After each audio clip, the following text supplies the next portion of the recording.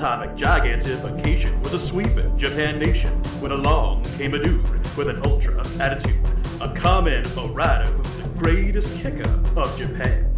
And of all, man, life's too short now, baby, to not talk big now, baby.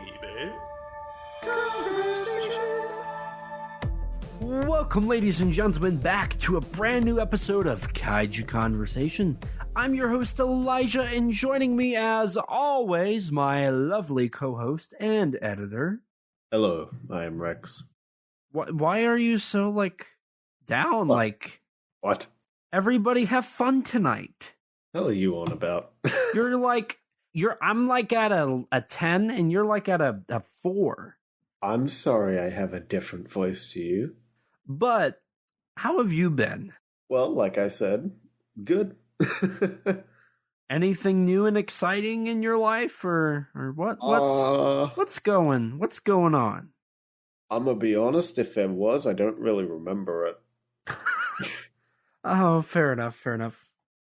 Yeah, I'm trying to think. I don't really remember a lot. Now you sound like me. Damn. Well, earlier today, I texted Nathan because so I convinced him on buying Parasite Part 1 and Parasite Part 2 on Blu-ray through Funimation. Oh, good. And what was funny is when he does these TikTok videos. And so he posted it, and he opened the box, and it was Parasite. But in the background, he had a 20th Century Boys DVD. Uh-huh. And it was the Bonsai Entertainment Taiwanese DVD. And I was like, where did he get that? So I replied to the tweet, and I was like, where'd you get the 20th Century Boys DVD? And he said, he replied with this funny message, and I messaged him. I was like, Nathan, really, where'd you get that? And he was like, you gave it to me. And I said, what? And he said, yeah, you gave it to me a couple months ago. And I said, really? And he said, yeah, you sold me Goemon, and you threw it in there. And I said, I did? And he was like, yeah.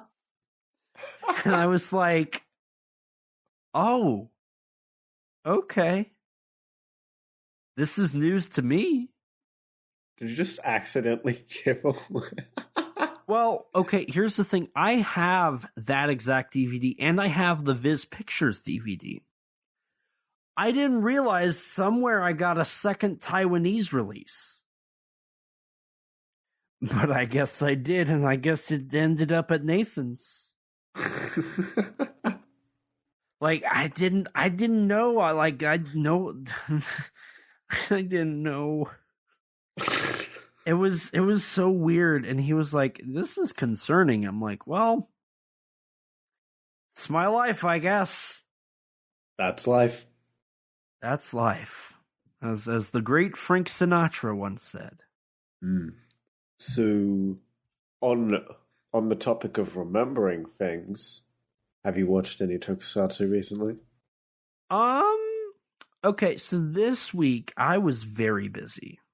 I had a video I had to edit for a client, and actually right. I'm just about done with it. I'm into the final stage of animation, and then it's get with them, have them watch it, make sure it looks good, and then I've officially finished that. And it sounds like I've got a second job with them, which will be pretty good. Nice. But I had that. I've been working on some stuff behind the scenes. Some stuff has occurred. I've been writing an article that's going to hopefully this was out by the time this episode goes live. The article has probably been out for weeks. So at the end of the episode, you'll hear me link that, and you can check it out that way. And then I've been working, and I've been getting some loose ends and prepping for a little project I'm working on that should go live in December. So, I've been really busy. So I did watch a Tokusatsu movie and that was On Miyuji 2, Okay. which was okay. Honestly, it was kind of a bland movie. I don't know if I don't know if it was just the fact that I've been so busy that like I just haven't had time to like really hone in and get in the mood for a movie, or if I've just, it just wasn't for me, wasn't my thing. I like the first On Miyuji, but no, the sequel was not up to par. I actually ended up having to try and watch it 3 times just because like I like got busy the first time and I didn't properly watch it. The second time I fell asleep, and the third time I was like, okay, I'm gonna watch it. So I did that, but outside of that, I've not really had much time, unfortunately. Damn. What about you, Rex? Well, humorously, in terms of movies, I really haven't watched much of anything since Lost of the Dead, or not Lost of the Dead, One Cut of the Dead. Really? Yeah, I did watch one movie, but we'll have to discuss that film later, you could say. Okay. How about, did you finish like Gamera Rebirth? Yeah, so I finished Gamera Rebirth, and outside of that, I'm also halfway through Ring the Final Chapter, and because you've been watching your Death Note movies, I decided, you know what, I'll give the anime another go. Uh-huh. So you started that? Yeah, restarted that. Nice. I mean, I really enjoyed what I saw the first time around. I just, for whatever reason, didn't end up finishing it. I got like almost a third of the way through last time. Gotcha. So, how's Ring the Final Chapter going? It's certainly diverging more and more as it goes along. Okay. Ryuji is a completely different character to any other interpretation of him. So I'm getting to the point where they're like just starting to talk about Sadako, but they've like the way her mother Shizuko is handled in the movie or in the show is completely different to any other version as well. And now they're also introducing elements of Spiral, with there being a scene that's like, the surgery scene in Spiral, like at the beginning of the film when like they're cutting open Ryuji. Mm-hmm. Yeah, they've had a scene like that, except for like a random dude that died. It's the guy who died. It's like the guy that like runs the cabin that Asakawa finds the tape in. Gotcha. They do an Okay. autopsy on him instead of Ryuji. Oh. Okay. Yeah, it is wildly different. Okay. And this is your final, the Ring show and then the Spiral show is your last 2 Ring things, right? And also the Korean film. Oh, the Ring virus. Yeah. Gotcha. Okay. So the other reason I haven't seen the Korean one is literally just because I've seen the Nakata film like 5 times in like the span of like probably like 18 months. So you're just not wanting to rewatch the same thing. I just want to at least give it some time. Right. Okay. Because I've also watched The Ring, read the book, and I mean, I would include Final Chapter, but honestly, Final Chapter is so different that it's like it's the same. Like the gist of the story is honestly, it's so different that I don't even know if I could say the gist of the story is really the same, because it's kind of not. Just with how significantly things have been changed. Okay. It's a really different adaptation. It's kind of funny that I think apparently some people out there say it's like the most accurate adaptation of the novel. It is absolutely not. Huh. It is probably the most different version telling of the story. Okay. Well, I anxiously await hearing what you think of the overall show and its sequel show. So it's exciting because I mean we've watched you through this journey. Like as of this recording, like this is basically the year mark almost. Oh god, yeah. I mean, I so- watched Ring for the first time like back in like March of last year, I want to say. Right, but like your whole journey into the Ring franchise didn't really start until My October spiral, of last year. my Your spiral out of spiral. control. Yeah. And So it no, all that's loops back to Ring. it does. You know, I've it's funny you mention Ring, and I don't know why this is a thing that rhymed. Jesus. But I've had this I've had a quote stuck in my mind, and it's funny because the quote's from The Ring, and like I don't know, it's kind of weird. It just won't get out of my head, and I don't know why. Maybe I'm going crazy. Maybe We Sadako's already knew about that, to to be kill me. fair. Well, if it's the American, if it's the Ring, then isn't it Samara? Oh yeah, I guess. I hate that name. I can't stand that. I can't stand it at all. Yeah, no, I agree. I think that movie's okay. I'm just not a huge fan of how Sadako was handled. It's not bad, Likewise. it's just not my thing. Right. And so the quote I'm referring to specifically is, "Here we go. The world is spinning. When it stops, it's just beginning. Sun comes up, we all laugh." And there's more, but like that's the part that I remember. Huh. I don't know why, but that's just been stuck in my head. What, ever since you watched the film? No, like for the last week. Yeah. Yeah, the full quote is, "Here we go, the world is spinning. When it stops, it's just beginning. Sun comes up, we laugh and we cry. Sun goes down, we all die." Damn. So maybe I'm going crazy. Maybe the Ring virus I don't has... even remember that line at all. I don't know why that stuck with me. But maybe the Ring virus has officially hit me. Well, I'm certainly infected. I'm about to Eminently. spiral into this looping insanity But it's that not will give me your my birthday. new birthday.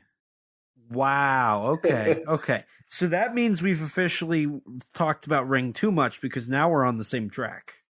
Oh boy.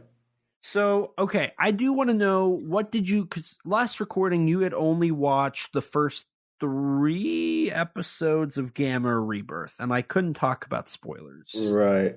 So you've watched 4 and 5 and 6, right? Yes. There's 6, yeah.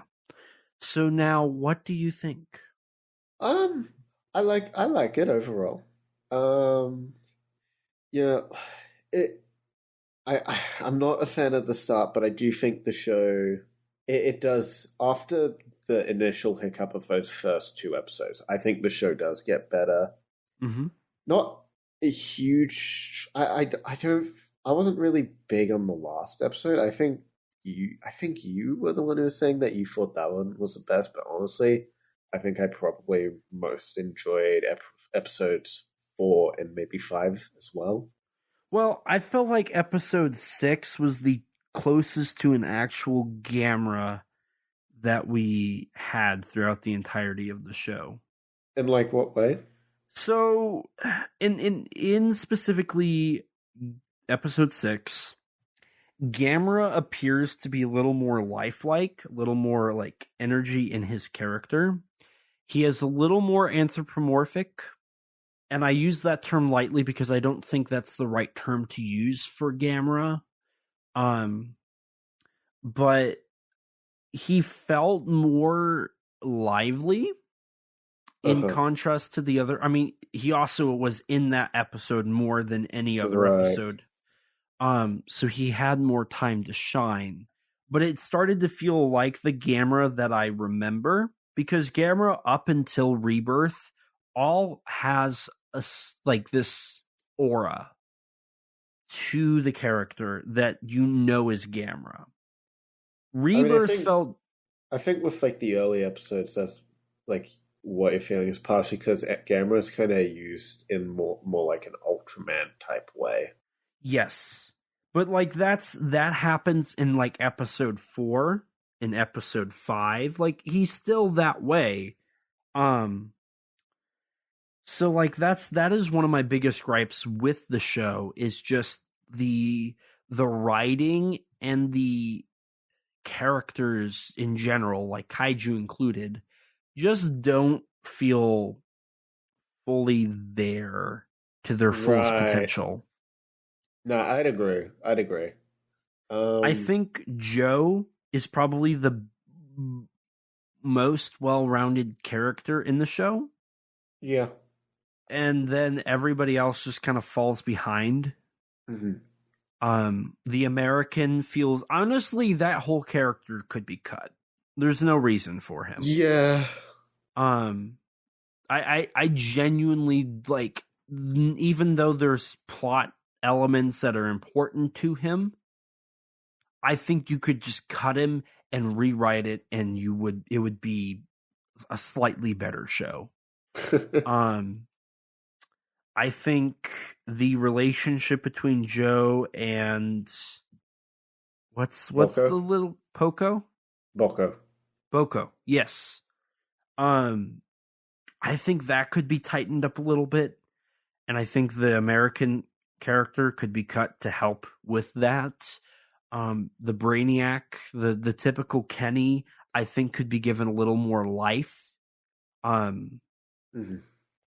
Because the typical Gamera Kenny is annoying but also obnoxious, right? Like they're very obviously up and in your face. But the one in Rebirth is just annoying. They kind of don't they're more of a background obnoxious character. I'm fine if they're not particularly obnoxious, man. I like, if you're gonna do that, I'm fine with that, man. I'm not gonna really complain. If you're gonna do that, like, make them memorable. Joe's the most memorable character out of the children. And all of the adults, I mean, it is typical for the adults to be just awful or like non-existent, but they clearly try to make one of the adults important, and like he's the weirdest character out of all of them, and the decisions, especially towards the end, just don't make sense, and I don't understand. He's Steve Jobs, apparently. Yeah, that was a note to end on. Yeah. It was a note to end on.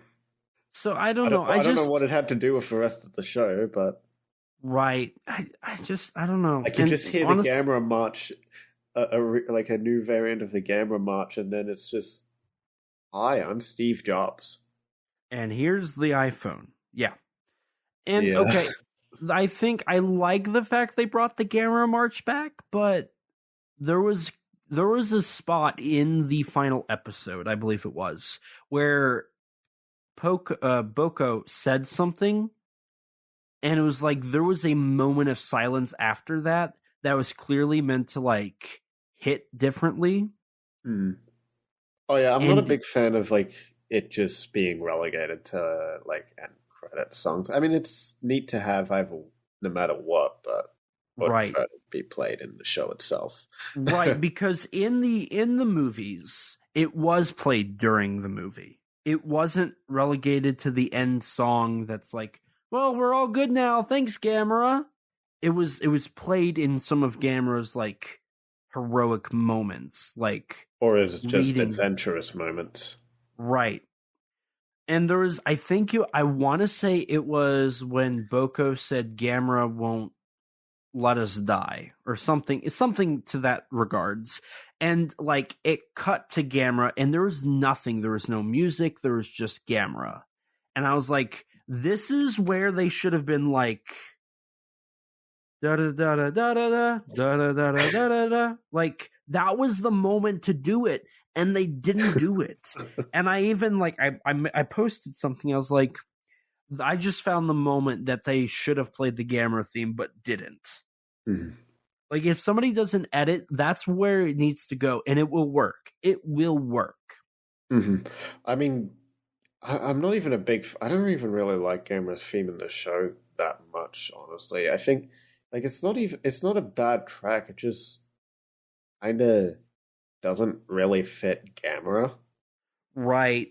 And I think part of it too is so it's obvious what the show's doing.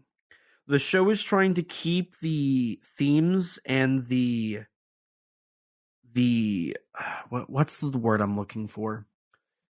Seriousness of the Heisei era. Right.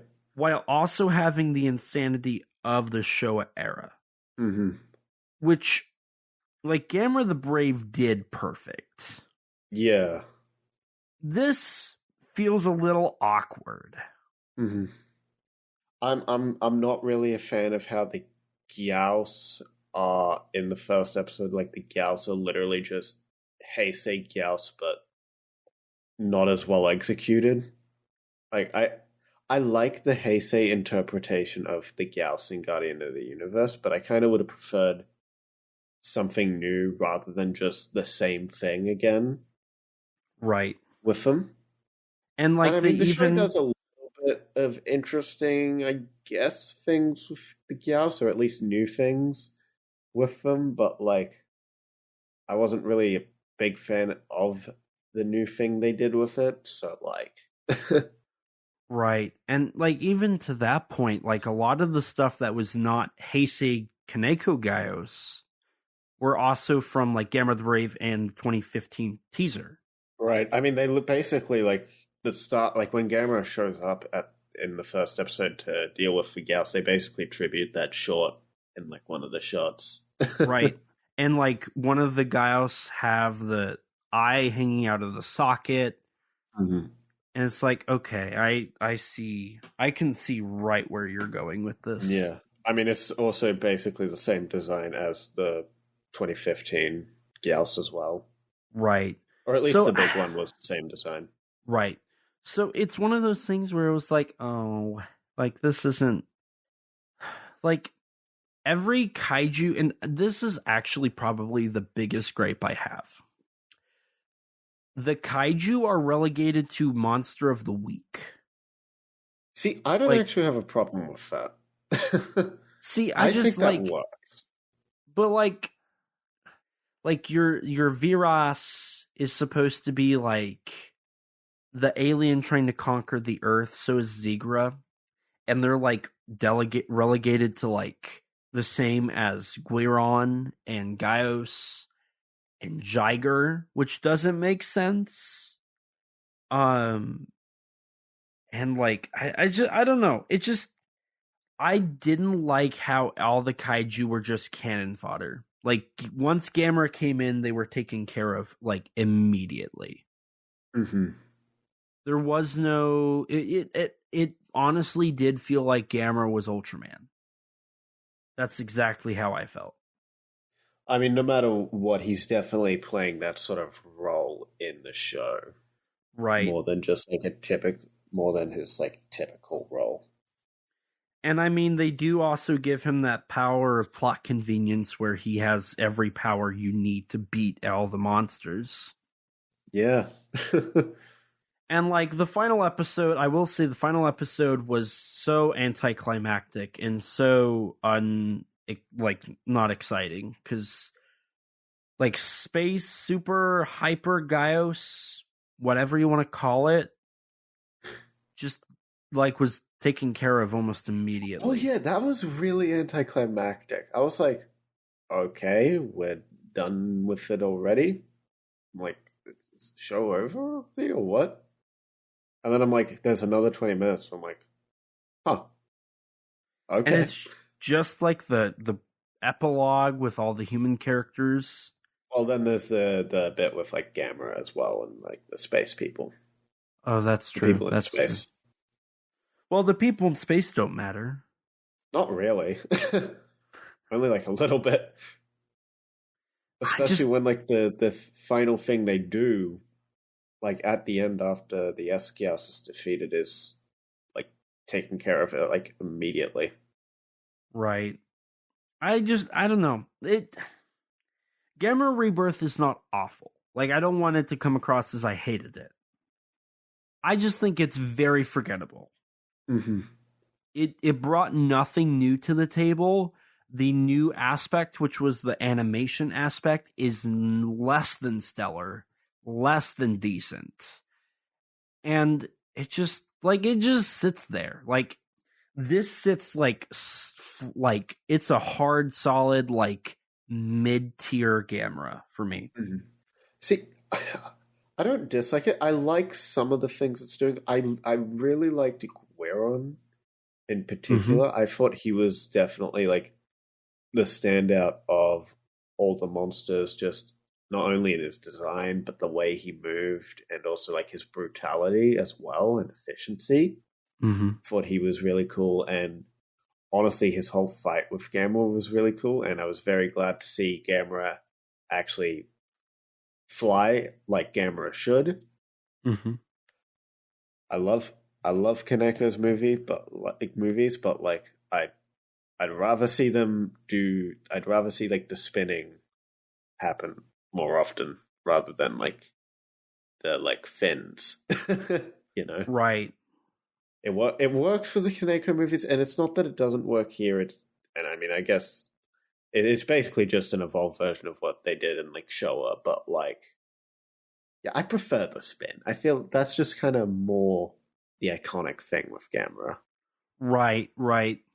And I don't know, it just that added such a, because when we talked about Gamera the giant monster, like that was one of the things that was the most standout, was that opening shot of Gamera in Japan where he was flying like a flying saucer. Like it gives him that otherworldly feel, which is a nice contrast to the friend of all children persona. Right. So I don't hate it. It's certainly better than the anime trilogy. It's certainly better than some of Gamera's films. It's not boring, but it is very anticlimactic and it doesn't bring anything new. It doesn't bring anything. Gamera's Return, I thought, was less than stellar. It could have had more. Outside of that, I feel like, aren't we supposed to be covering a movie? Yeah, we're supposed to. So, did you watch Onmyuji 2? What about Onmyuji 1? I have not seen that. Oh, then what are we supposed to be doing here? Is it Gamera Rebirth? But no, that's not really J-horror. We got a problem on our schedule, Rex, if that's what we're doing. Yeah, I don't remember there being any zombies in Gamera. Oh, that's right. It is zombie month. Well, except for me when I was watching Super Monster, but that doesn't count. Okay, so we're doing zombies. Yeah. Last week we did One Cut of the Dead. Yeah, we did do One Cut of the Dead last week. So what are we... excellent analysis there. So what are we doing this week? So I did watch this movie very recently called Stacy. It's about the only movie I've watched this week. Uh-huh. Oh, now I remember what I did yesterday. Oh, that's fun. What'd you do yesterday? Oh, I went to a live concert that some of my friends were performing at. Oh, so that's what that post was about. Yeah. Did you have fun? Yeah. It was very amusing seeing one of my friends do his thrash metal scream, you could say. Oh, sounds lovely. Now, I think you saw the clip, so yeah. Yeah. So what's this Stacy movie? Oh, I didn't remember even bringing up the title, but okay, you For once, you actually remember. brought up That's good. you brought it up. You said you watched Stacy. Oh, did I? Yeah. Damn, my memory is. I should get that checked out. Before this recording, no, during this recording. Okay, now I'm not doing. Oh, I'm glad to hear that. well, I was going to make a joke, but I just messed it up. Did you horribly. forget? No. You forgot. Well, I quit. I quit. I don't even know what we're talking about. I have nothing to say. What are we here for, Rex? What's this Stacy movie? I totally didn't know what we were supposed to be doing. Stacy, Attack of the Schoolgirl Zombies is a 2001 Japanese Space horror Odyssey? movie. No. Oh. That's a bad joke. Sorry. It's a bad movie, too. Hot take. Damn, okay. Gonna get flamed on Twitter, are we? Absolutely. I think that movie Gonna get is flamed absolute... by film Twitter? It's that movie is absolute dog garbage. Damn. I've never seen it, so I can't really comment. I think that was one of the few movies where I think afterwards I hated myself. Damn. So, Stacy Attack of the Schoolgirl Zombies. Sounds lovely. So wait, are you saying 2001 is like the Gamera super monster of Stanley Kubrick movies? Absolutely. Yes. I think I had a similar feeling after watching both movies. The biggest Kaiju Conversation hot take that 2001 Space Odyssey is on par with Gamera Super Monster. Take that for what you will, dear listeners. If I have just made the hottest take that this show will ever have, I will happily wear that. Okay. I stand behind that statement. There's no no character, nothing. That is I legitimately believe that. Let's make you watch it again. No. Let's make you watch both again. Okay, eventually I will watch Super Monster again, but it won't be for a long time. I legitimately don't think I will ever watch 2001: A Space Odyssey ever again. Damn. You're just going to keep that hot take. I think I hated my life so much after watching it initially that I might never actually do that. Damn. That might... Well, I didn't struggle to watch that. That might be the worst movie that I didn't struggle to watch I've ever seen. That is a spicy hot take. It's not it's not like there's movies that I've legitimately struggled to watch. Gamera Super Monster being one, and a handful of other low budget independent $5 titles that oh my god. It was like doing a marathon of trying to get through that movie. But no, out of movies that had actual budgets or just were interesting enough to keep me involved, 2001 takes the cake for the worst movie I've ever seen. Damn. So, Stacy, Attack of the Schoolgirl Zombies. Yes. What is this movie? Well, it is a film adaptation of a 90s Katakawa novel. It was Stacy. Yes, it was. The novel was also called Stacy. Mm-hmm. It was published in 1997 from Katakawa, and it was in the same series of published books that Ring was. Right. I mean, it's like one of the Katakawa horror bunkos, I think. Bunko? I don't remember the exact Japanese word. Something along those lines. Gotcha. I think it's bunko. Yeah, it was the author of it was Kenji Otsuki, whom is both an award-winning writer and also a very, very prolific and influential J-rock musician. do you know a little bit about that? Like, do you want to take the lead here on this? Because I don't know a whole lot about this.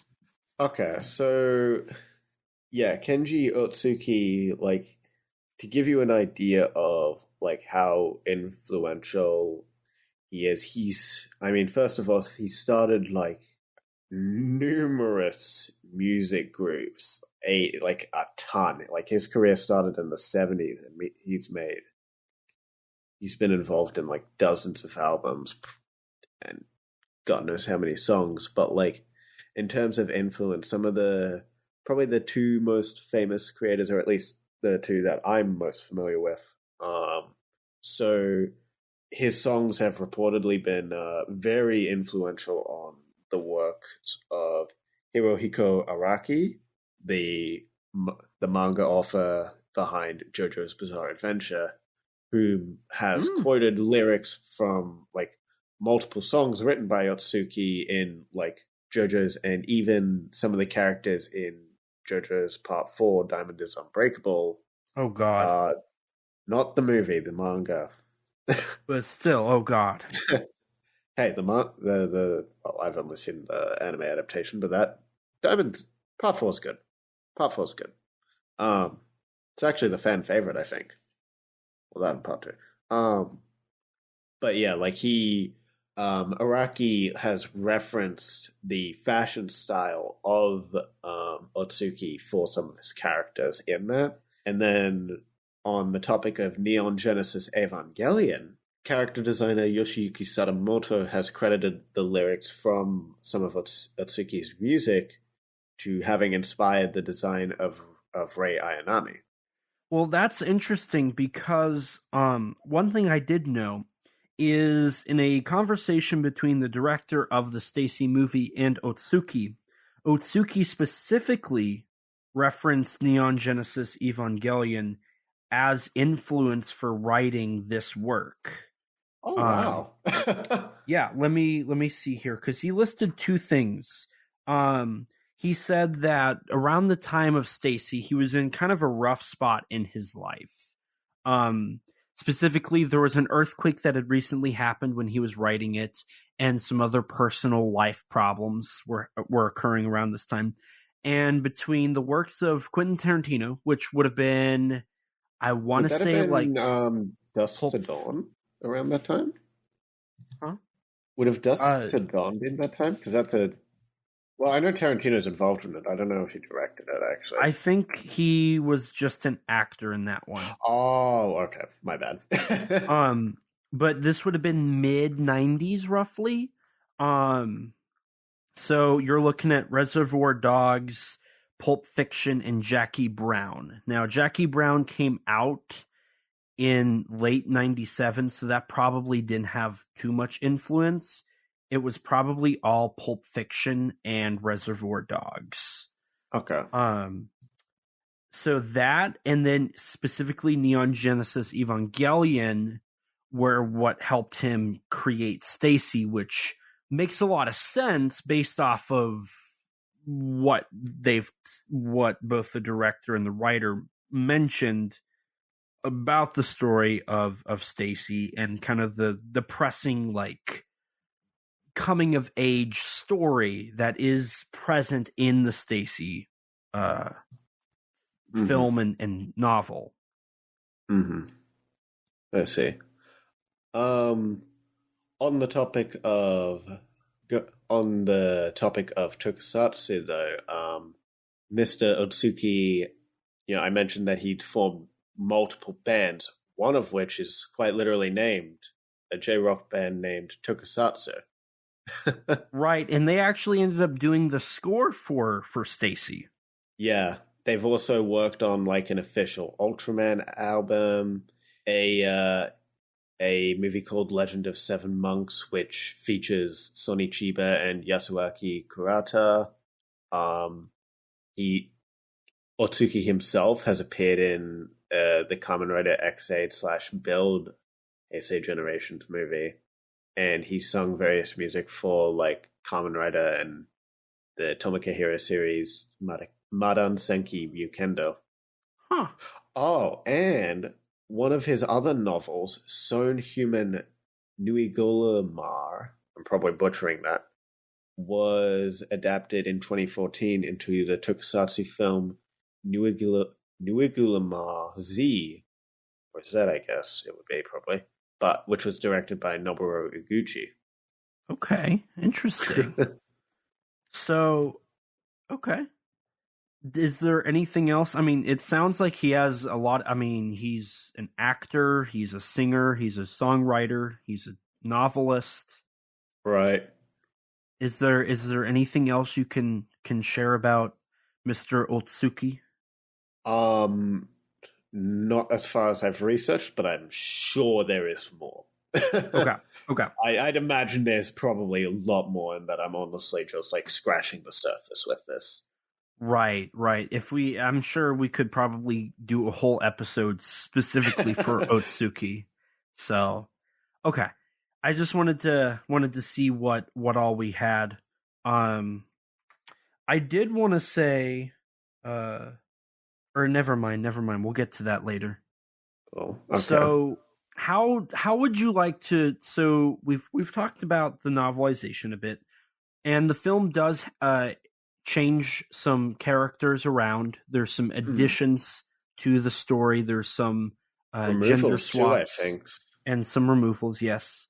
Do we want to talk about the development of the movie, or do we want to talk about the movie and then kind of go back? I mean, I'm curious about the development because I didn't really look too much into the development. I kind of looked into a couple other aspects instead, so I'm kind of a little curious to see what you might have dug up on that.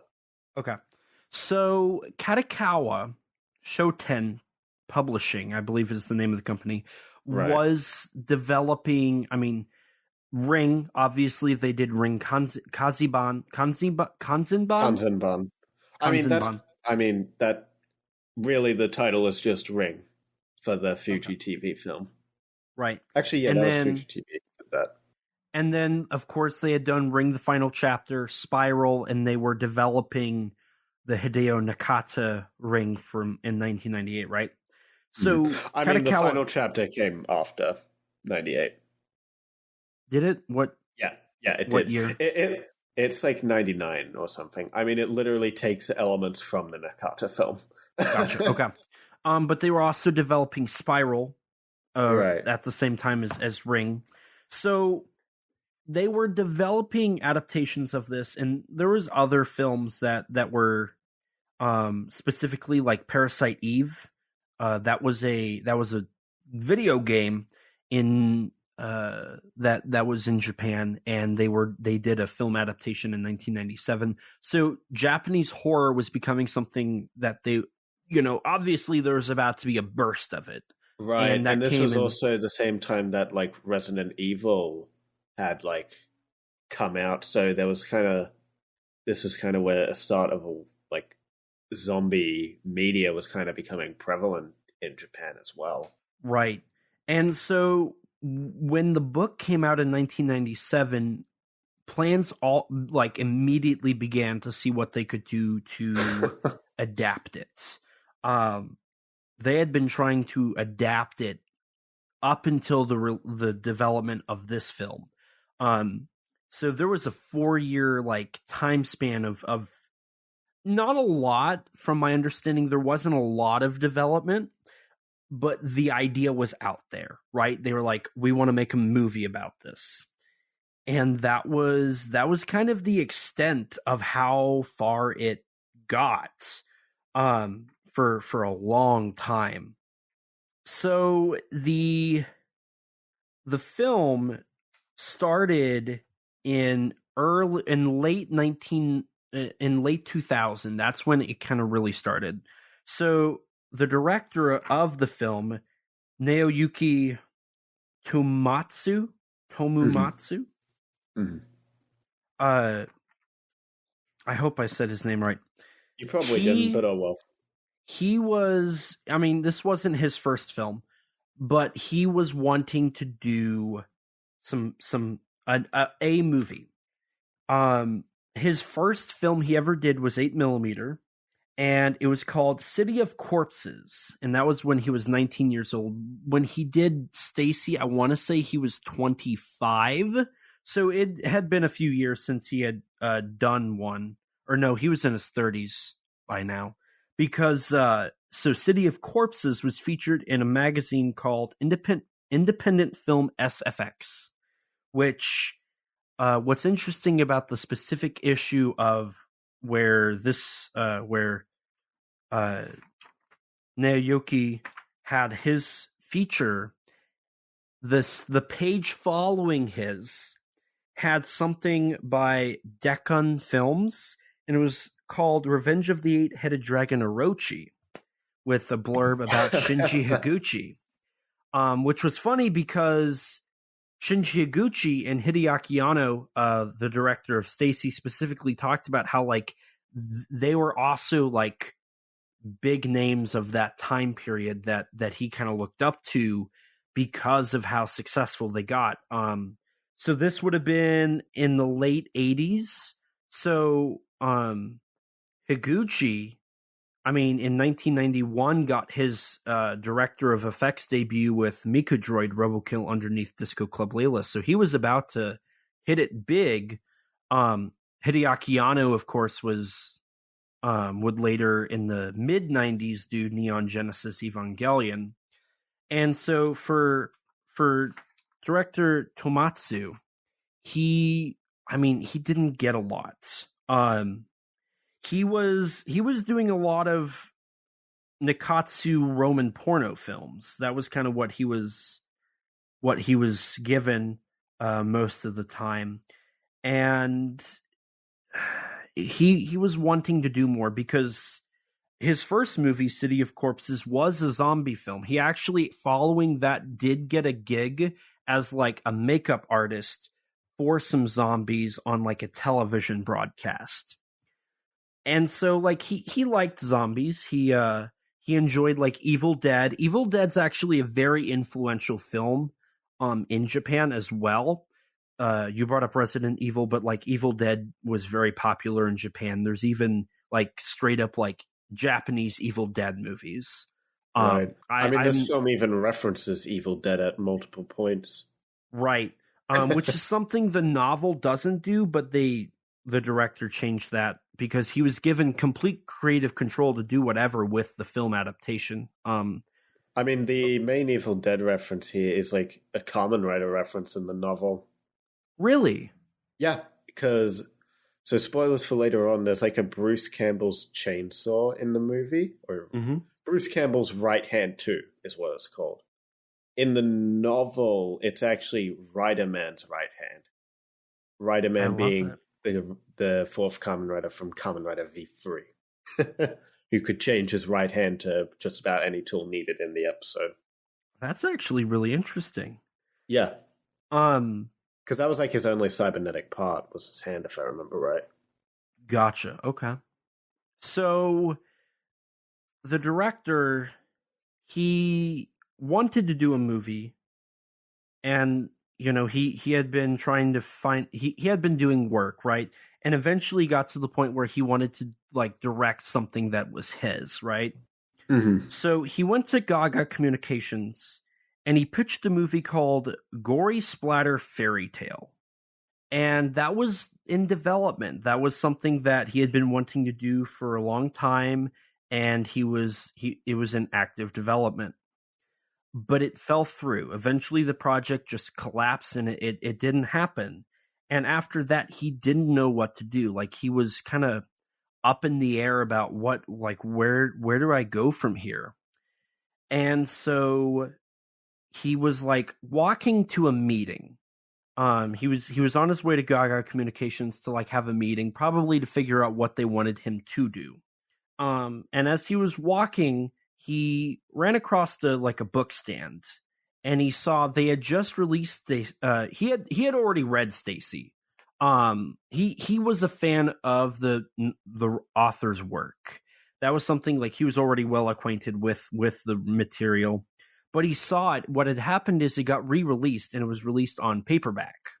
Uh-huh. And he saw Stacy at this book stand, and he was like, I want to do a film adaptation of that. So we bought the book, ran to Gaga, and handed it to the producers and said, let's do an adaptation of this. I want to do an adaptation of this. And then it got greenlit because, there was active desire from the author to do an adaptation of the book. And from there, things started falling into place. The book. So I do have a few things about the book. So like the name Stacy translates to throwing stone. And that was something as well that was kind of influenced by Neon Genesis Evangelion, as kind of like they're the next generation, that next evolution. But the name Stacy wouldn't be established until the third draft of the book. So that was kind of a later addition to the book. Oddly enough, the book was written with the middle part first, the beginning second, and then the ending at the third. So he kind of wrote it disconjointedly, which I think is very obvious in the film adaptation because it's a little weird with how its story's set up. Mm-hmm. The name Stacy was a play on the at the time it was new. Name of Gracie Jiu-Jitsu. So he called, there's Gracie, so he named it Stacy. And then it was like the art of martial arts. Mm-hmm. And so like his tagline was like the art of the world. And then he ended up doing you brought up that he was a musician. Following the book, a little while later, he ended up doing an album called Stacy's Art. Right. It's kind of like a tie-in. Yeah, I was actually listening to that while researching. What's funny is like it was so far after the book came out that he even in this like roundtable discussion said that like it was too late. Like it wasn't even really a tie-in. It was nothing. But development started and they were working on it. It was it obviously was following the J-horror boom of Ring. By the time this movie like started in development, like you had already had Ring and Spiral and Ring 2. Tomie, I believe that franchise had launched by this point. Yeah, that launched in 98. And they took influence from Tomie as well. Just a little bit, not a whole lot. And so, I mean, the director wanted to follow. So the discussion of like how to do how do you do the effects on the film, because CGI was becoming something in Japan that you could use. And they made it a goal to follow what Sam Raimi had done for Evil Dead specifically, and show everything on the camera and like not cut away, and like see what they could do, and use the least amount of CGI. Which the only CGI used in the film was when the girls glow blue. Outside of that, there is no CGI. Some of the bullets looked CGI near the end. That's right. There was those, and they did say that they used CGI on the makeup effects a bit. I'm wondering if it was just to like touch it up a bit and make it look a little different. I was a little confused on that aspect. But they wanted to keep it as practical as possible, and they didn't have a huge budget. So it was something that they were trying to keep it within budget. Right. The director took the zombification of the Stacys, as they're called, as kind of like a metaphor for puberty.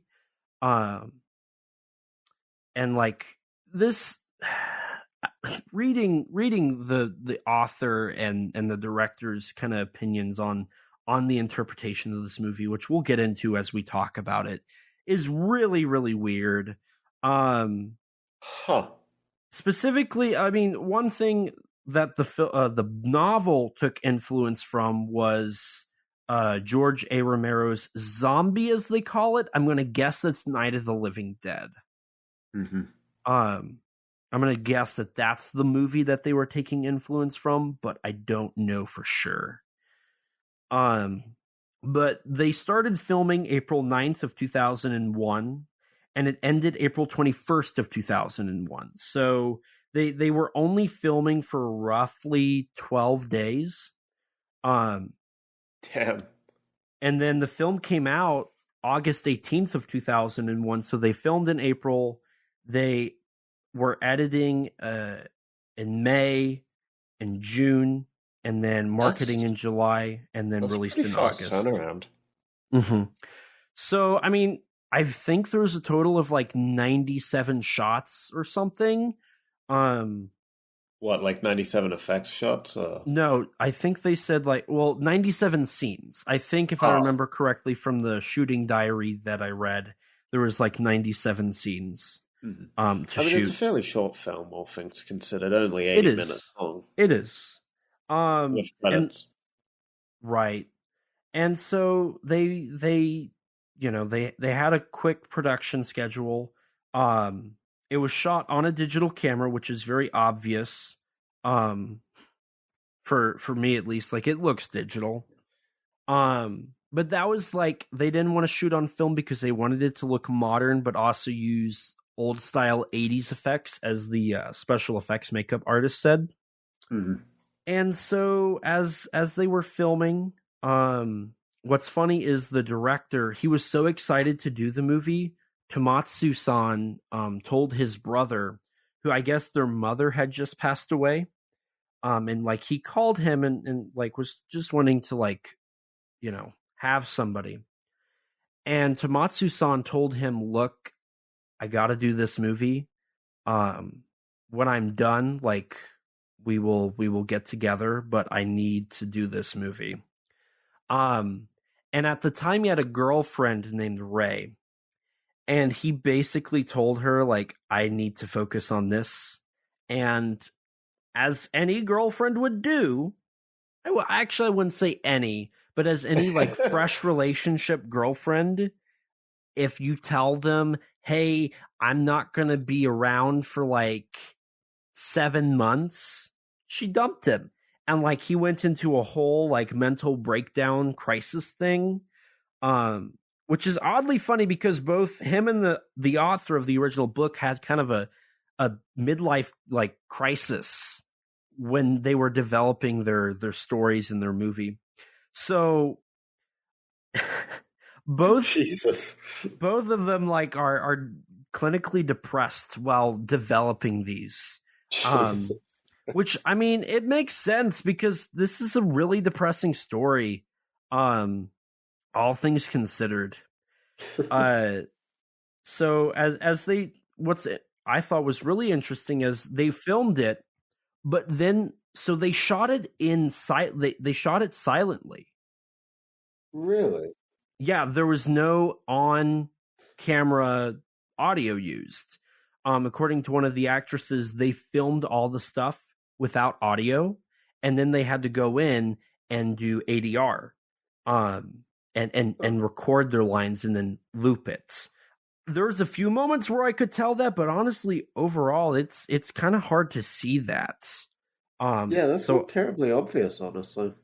But I did think that was interesting that they kind of took that Italian film approach. That's something Italian film did a lot. They're probably the most famous for it. So, I mean, that probably added some time, following that April 21st filming date. There was probably ADR for probably, I'd say, a month maybe, for all of your actors to come back in and do their audio and whatnot. So they did that, and there's practical effects as well, and they didn't want a rated R rating, but it did get a PG-12 rating. But apparently there's like extended footage that got cut of more gore and more graphic stuff. I mean, with what's in the film, I don't know what they were expecting, frankly. This is true because yeah. So I don't really have much more. There's a handful of things, but we'll talk about those as we go through with the film. So if you're ready, I'm ready to to dive right into Stacy Attack of the Schoolgirls Zombies. Let's go. So I'm going to let you kind of take the lead here because I think you might have. This movie's all over the place for me. So I'm gonna let you kind of start us off here, and I'll jump in. Right. So I mean, a movie opens just like in like a sunflower field with a group of boys, like just around like a girl laying down on the ground, a teenage girl in like a sailor suit, I should mention, her name's Kana, and she's just resting around like Sleeping Beauty is what they reference. And yeah, so an adult woman comes by as well as another girl in a sailor suit named Eiko with like a little thing. What do you call that thing? Like a little bell, I guess? Yeah, little bell. Yeah. So yeah, they come around. The older woman just like sees the kids, starts like talking to them, and like it's like, thanks Kana for taking care of my kids and all that. And then Kana wakes up. She's a zombie. And proceeds to eat all the kids. Which I noticed that there's a really funny like orange or like cloudy tint to this whole opening that kind of disappears after this. Mm-hmm. And it kind of reminded me of Final Wars a bit, but I thought it was kind of interesting that they had a cloudy tint. Because it disappears after this opening sequence. I guess maybe it's supposed to be a little dreamlike. Mm-hmm. Or maybe nightmarish because, the kids do get eaten and the mother's like screaming bloody murder as she's watching her kids just get engulfed. And, this is juxtaposed to the image of Eiko, the other girl, just watching and smiling as a little bell rings. Right, and we're going to follow her throughout the entire movie, I think. For a good portion of it, at least, when it's not focusing on anything else. Right. Right. Oh, God.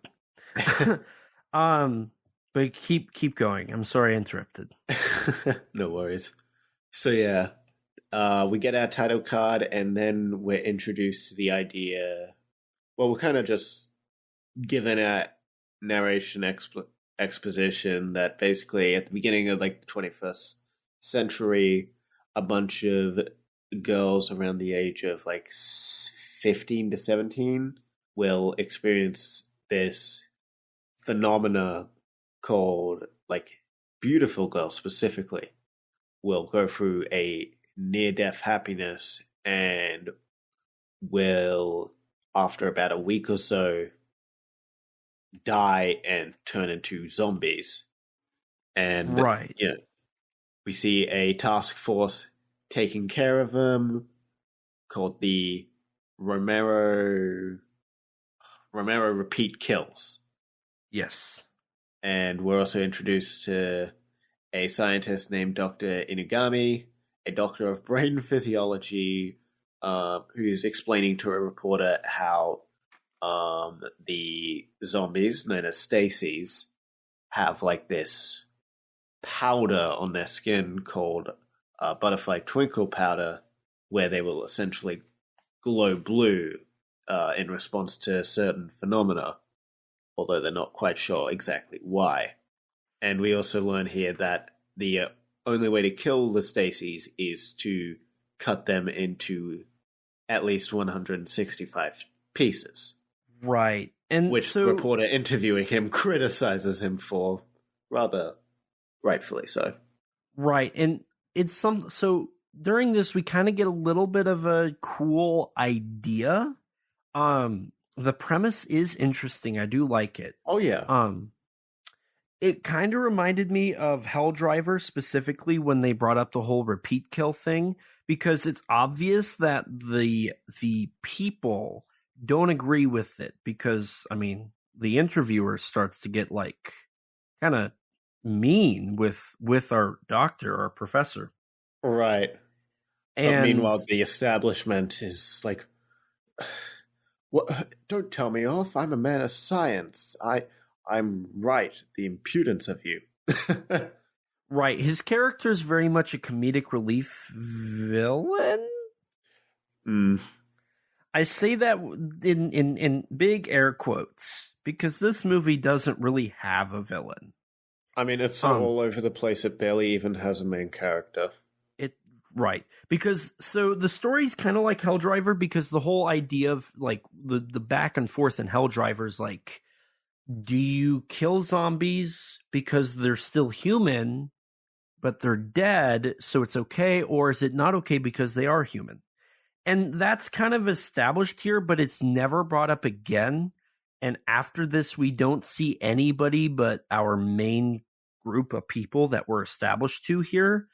The rest of the movie's like just them. We don't see bystanders really. We don't really get much besides the military and our like 3 other characters. Right. Which I mean is probably just a limitation of resources. Right. But it's still like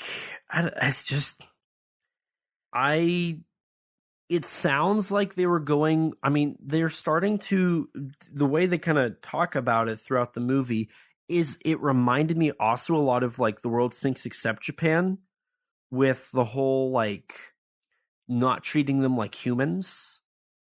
But the movie jumps around so much that the potential themes here are really dropped.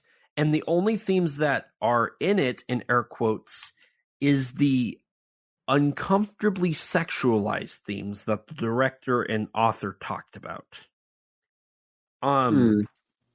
The director and author specifically cited Lolitas as kind of what is in the film, which, if anybody doesn't know what that is, it's basically defined as precociously seductive young girls.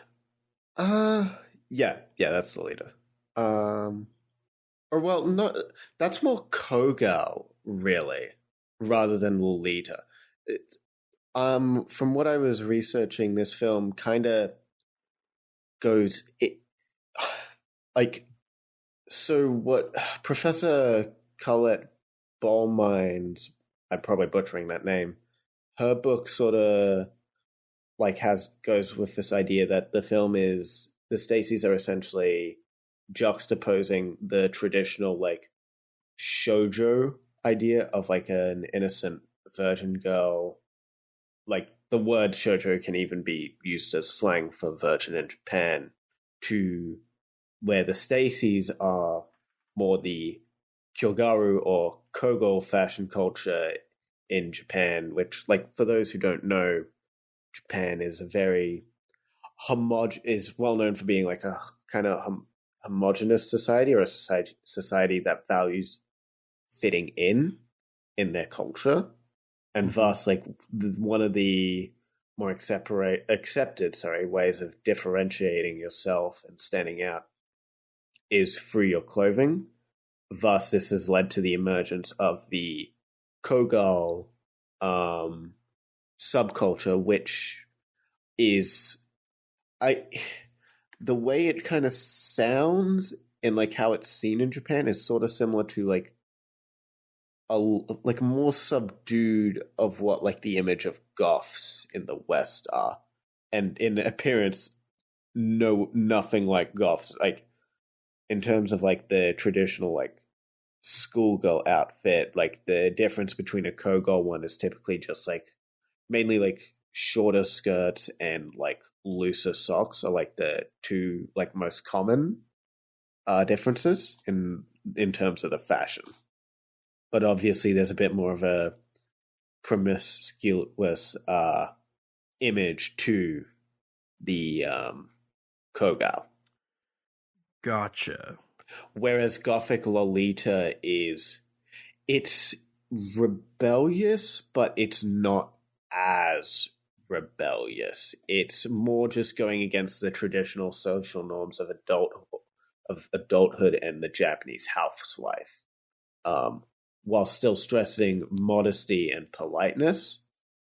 And a lot of the fashion with that is more Victorian inspired in their dresses, which is seen in this film with one of our main characters, Eiko, later on. Gotcha. Okay. So I'm pulling up here because there's a quote on the Stacy thing that I'm gonna read out because they talk about the whole Alita thing. Mm-hmm.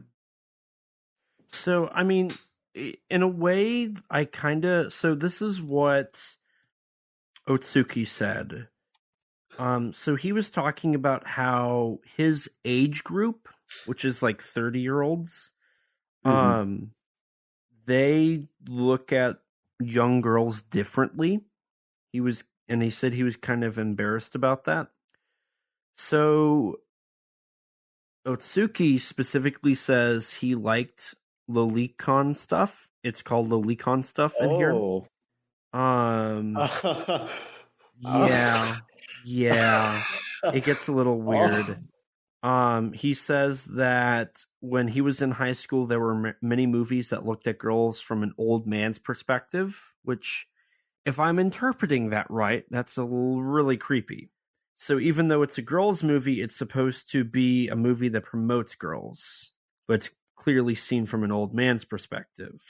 He specifically cites Sailor Suit and Machine Gun, which, that sailor outfit that would be like popularized by Sailor Moon and whatnot.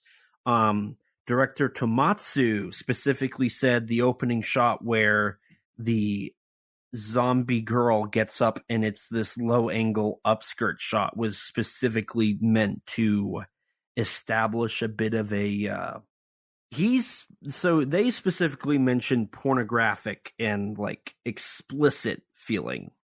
They talk about how horror naturally has this very sensual and seductive tone to it. And that stuff about horror just naturally goes to that. And so in Stacy, they think that the movie covers that. It's a movie about stuff like that. So they talk about specifically Otsuki says it's like admiring a girl from the perspective of a cultured man that was imprinted on me, and I guess that's how it turned out. So it's kind of that, yeah. It's honestly, when I was reading this roundtable discussion, I was getting a little like uncomfortable as they talk about this. Alrighty. I don't even know what to say to that, honestly. Just wow. Okay. Yikes. Yeah. It's it doesn't make me feel comfortable. Like, specifically about that opening shot too, Tomatsu said, quote, I kept the skirt short and purposely aimed it at a low angle when she was getting up. And one of the actresses said, that's pretty naughty. And he says, it's naughty, right? That's the aim. And they bring up, it could be kind of like Nightmare on Elm Street when Freddy comes out of the bathtub. And Tomatsu says maybe, but he wasn't going to say that for sure. I guess I shouldn't be surprised from the director of Lust of the Dead. Right. And when he talks about the zombie specifically, he says, I thought that puberty meant turning into a zombie. I think this original work contains metaphors such as when a woman reaches puberty, she becomes a monster and eats men. What used to be under the control of their parents now begins to live as individuals. The guys don't like that, so they replace with expressions like the girl turned into a zombie. And based off of Tomomatsu's like history with women, as he detailed in a like personal diary that he published that I found. He has a very negative outlook that just is really awful. From what they said, the original book objectifies women very clearly. Like it's very, they're just objects. They're these things that are causing a problem, and the men have to like take care of it. Otsuki wrote at the end like this afterword apologizing for how it did that, but it's still like this whole thing, you know. This movie is really uncomfortable after what I've read and researched. You see, when I was like reading some interpretations before, I was actually like starting to kind of respect the movie more. And now that's gone back. That's kind of receded. So, I mean, yeah, I don't even like, I have really nothing else to say. Like it has become uncomfortable very quickly, this movie. Damn. Yeah, I'm kind of at a loss for words. So why don't we keep going then? Why don't we keep going? Okay. We're introduced to transitioning from the interview with Dr. Inagami. We get some Starship Troopers-esque like recruitment ads. Join the Romero repeat kill squads, kill your daughters, all that type deal. And this is where we're introduced to our, I guess, protagonist, Shibakawa. He's kind of sculpting a puppet head whilst his friends are sort of watching these advertisements. And this is where we're revealed the Bruce Campbell's right arm, number 2, correct? Well, we get a little bit of the soldiers, like the Romero squad killing some people, where we see the man, the myth, the legend, Yukijiro Hotaru is in this film, and is probably the best actor in it as well. Yeah. I feel like he's the one that's actually trying. Yeah, I was honestly, but the way he acts, it almost doesn't seem like him. And for such a like low movie, I was honestly surprised he was in it. But he does do like one small role in a like low budget movie a year. So it's not too shocking.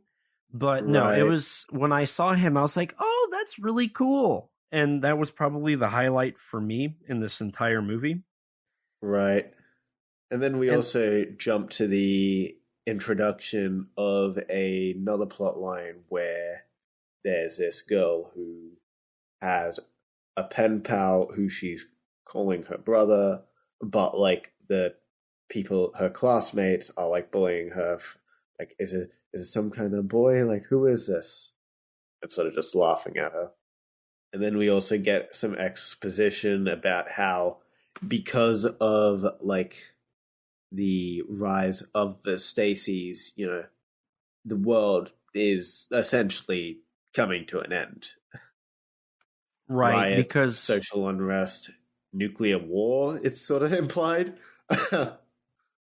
Right, and like birth rates are declining. Right. And I mean, that's cool. I love the idea of what like the impact that these events are having on the world. Mm-hmm.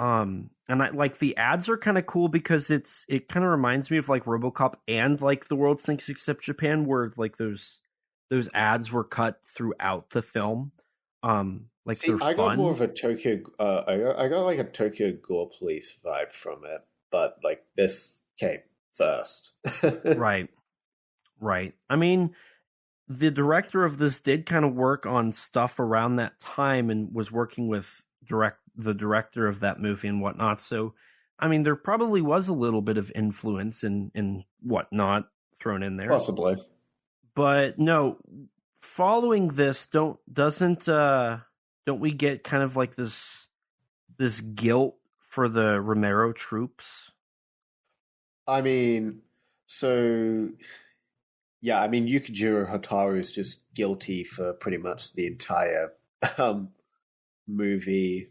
You know, Shibikawa meets the girl with the bell from the beginning, Eiko, once again in her sailor suit outfit, and you know she's going to turn into a zombie. She's experiencing her near-death happiness, and this is also where we start Shibikawa is a fair bit older than Eiko, let's say.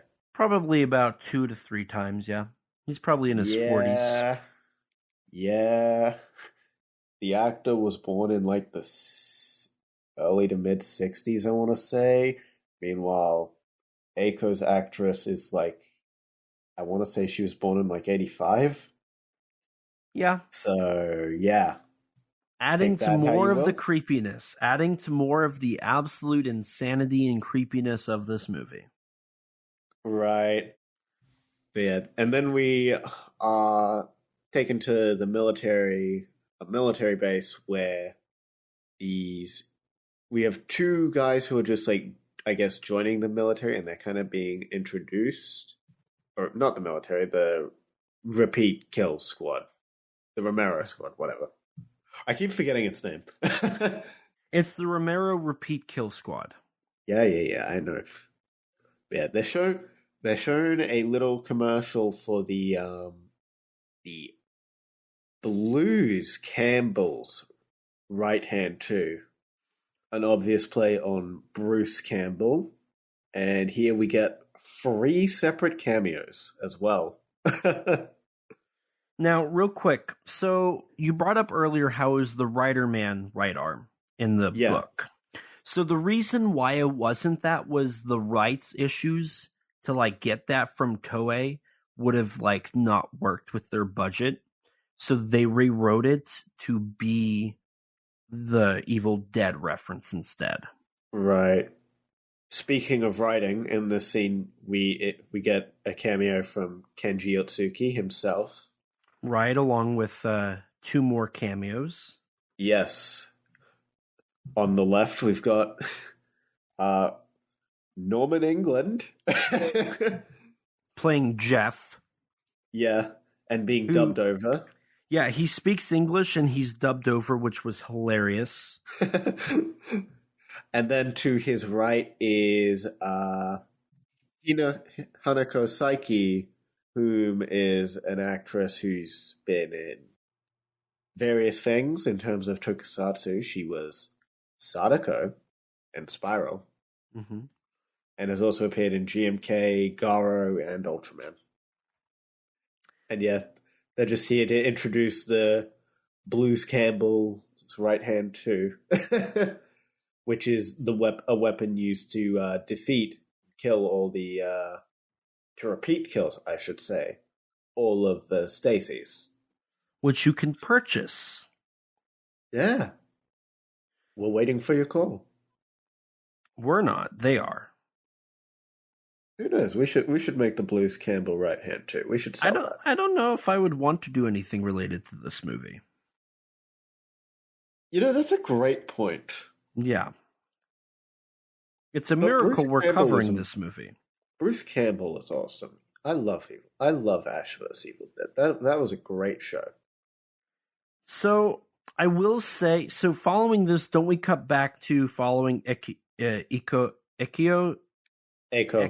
Eiko's like relationship with our Shibukawa character? Well, before that, we jump around to a whole nother plot line. Oh, that's right. We're introduced to the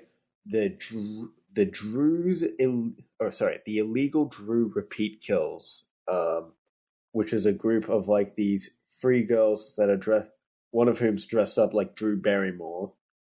And yeah, because in this world there's this thing called the Stacy's Law, where basically any the families and boyfriends of like any of the Stacys have the right to kill them, as well as like the Romero squad. Like no one else other than them can kill a Stacy.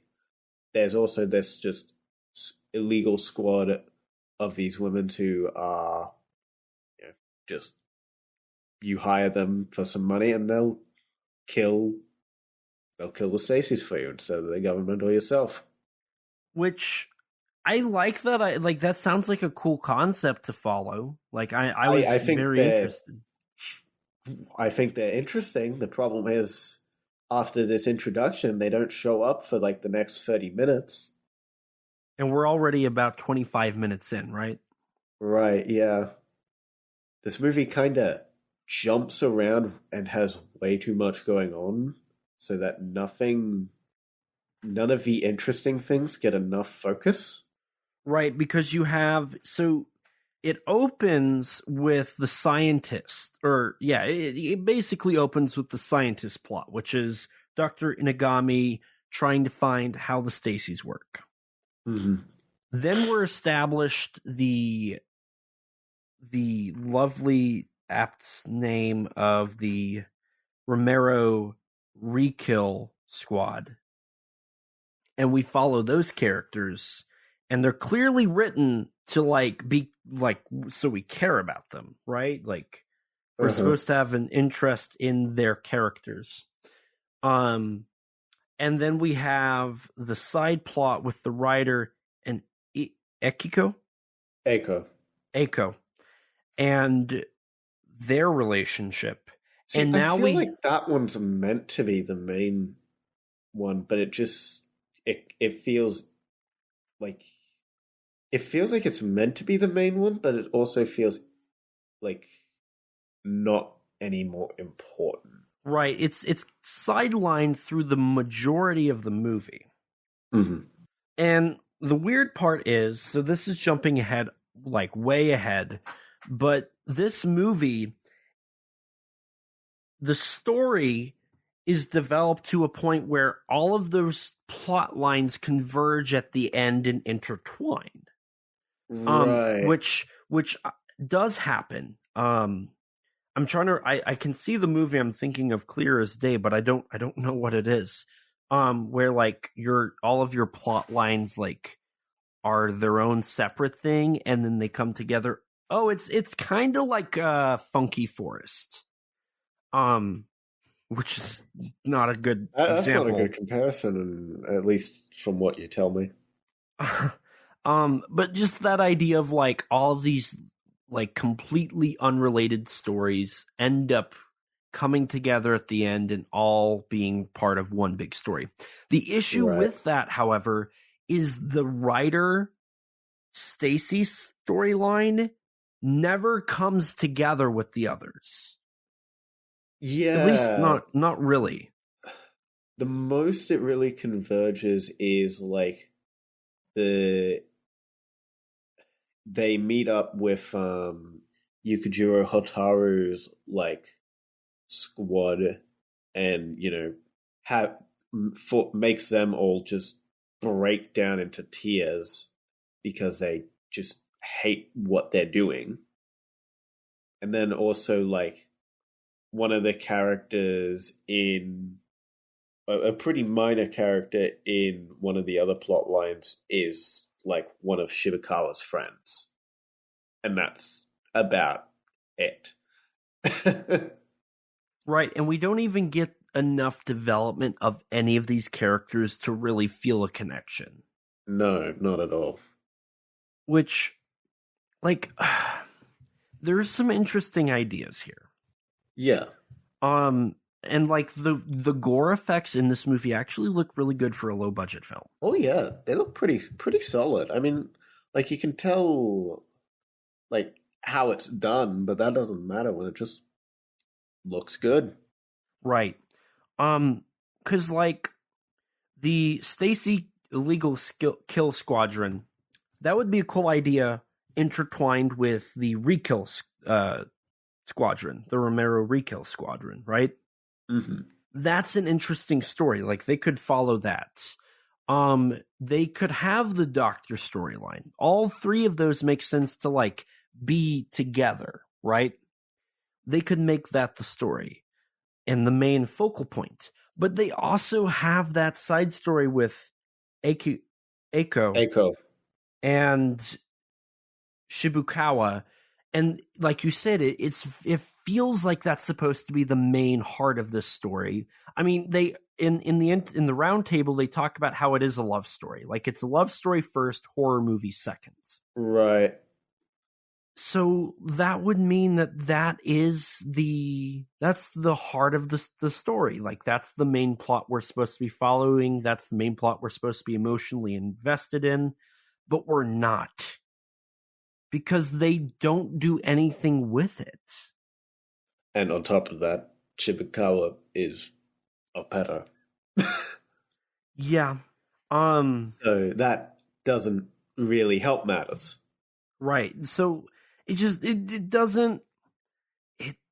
doesn't work. But yeah, eventually down the road, I want to say around like the halfway mark of the movie, we bring back Dr. Inugami's plot where him and also the guy who is like the pen pal to the girl that was getting bullied earlier on, they are, experimenting on the zombies when they realize that the Stacy, Dr. Inugami basically explains that like the butterfly, like twinkle powder is respondent to like certain there's brain function in the zombies still, and the powder on their skin glowing is in response to some sort of like stimulation, but they're not quite sure what yet. Right. We get a bit more like zombie action with one of them just like crawling out of like a cauldron or a pot or something that's just there. And we also get the whole, like, the zombie that's head's removed from the body and it's electrocuted, right? Right, we get yeah. that whole...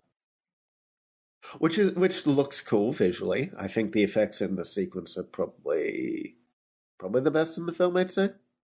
I would agree with that. I think some of the best stuff happens in this set. Right. Which sucks because, like, this isn't supposed to be the main story. Yeah. Because the way the story's also set up, it also, like, it makes it seem like Dr. Inugami's this insane person, right? Like, it kind of plays the idea that he's not... He's the mad scientist. Right, and everything he's doing isn't necessarily the right thing. But we're never shown, like, an opposite. We're never shown the right side, the better side, right? Like, it's just him.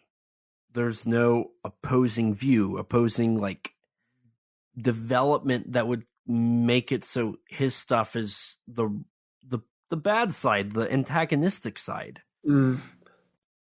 I mean, I guess, yeah, but, at the same time, there is just that whole thing of that whole issue addressed at the beginning where it's like, these people, they were living schoolgirls, and later on it is when they reveal why, like, what the blue powder, the butterfly powder actually is, like, what stimulates it, that kind of, I guess, adds to it a bit, but, like, this movie is funky, to put it one way.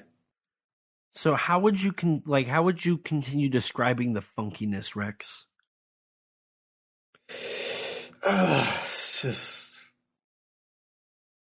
It's just a goddamn mess is how I would describe it, frankly. But yeah, so with that, with the whole pen pal aspect, so the girls' school got completely, all of them turned into zombies. Quite literally every single one of them. there's something about like puppeteers who control corpses with psychic powers or something that's said. I don't even remember if that was just like a theory that someone's said or if it actually is an idea in the film, but whatever, this at a certain point in the movie I think I was going a little more insane and had to keep going back. See, so this was my second time watching this movie, and I still struggle with following it. Right. Like, I can't wrap my head around what I'm watching. Yeah, we get more, I guess, more establishment to the love plot with, like, Eiko starts to, I guess, in her costume design starts to rebel since she starts switching to the more Lolita Victorian style dress. Shibukawa becomes creepier as, like, when her sailor suit's tie comes off, he sniffs it. And it's worth to say that before this, there was a puppeteer sequence where we learned about the boy and his toy cat. Hang on, I'm dying. I'm dying mentally, man. So yeah, we follow the boy and his cat toy story. Right. Which so what happens in this story is he has this toy cat and he carries it around with him everywhere. Like it is his, like, everything. And then one day the toy starts falling apart. So his mother throws it away. He goes searching for the cat and eventually finds where all the abandoned toys are.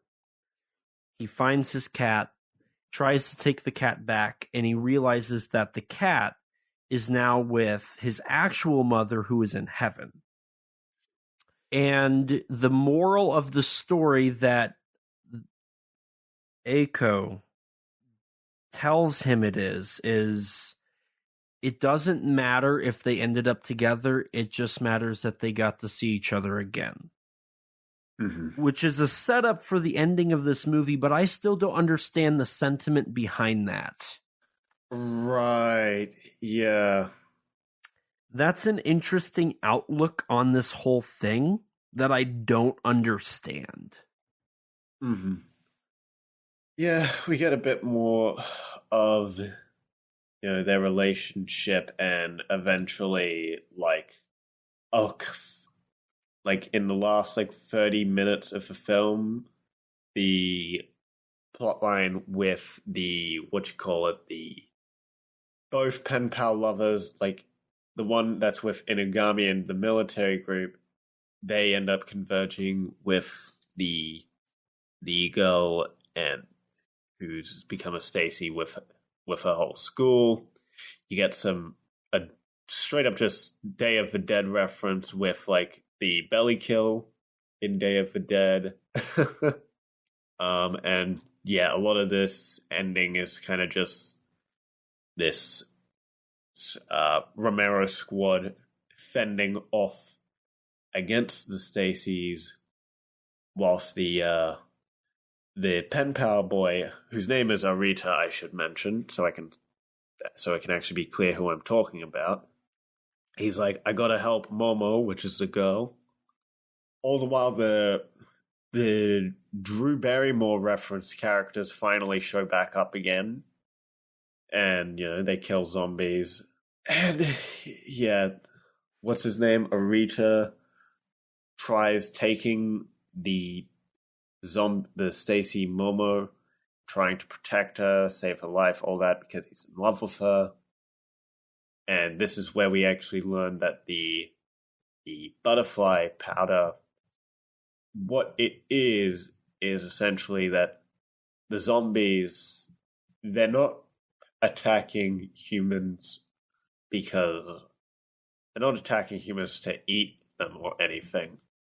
They simply just want love. And the powder glows when they found love, essentially.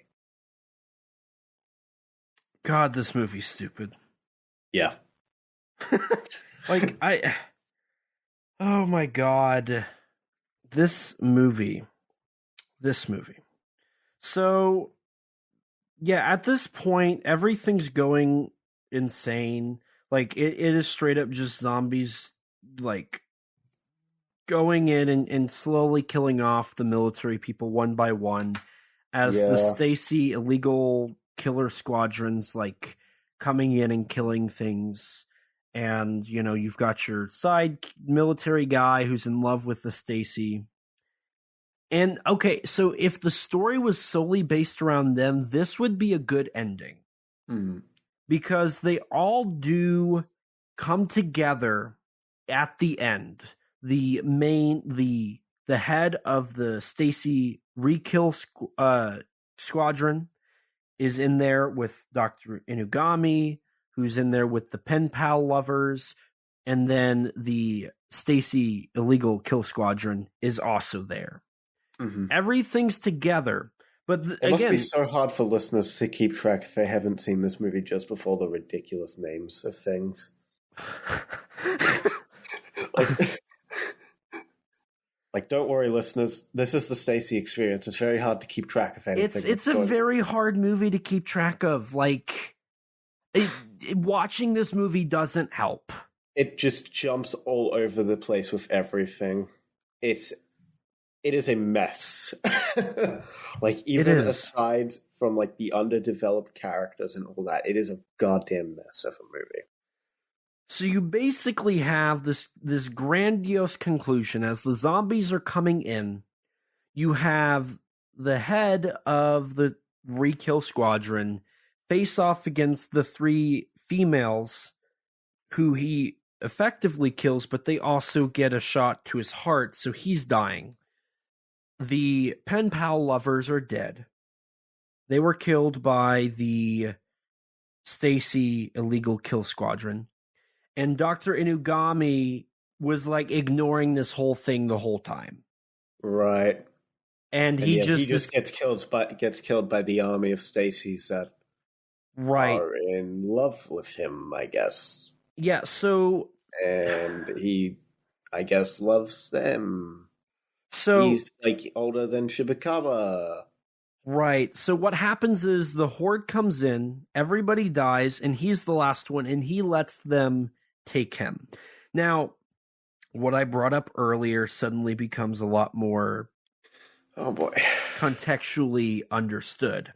The old creepy man that's been killing the women and chopping them up and using them as science experiments loves the idea of Stacy's.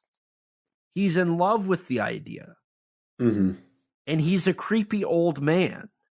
And just as the author of the book, Otsuki, said how, you know, he liked films where they had the old man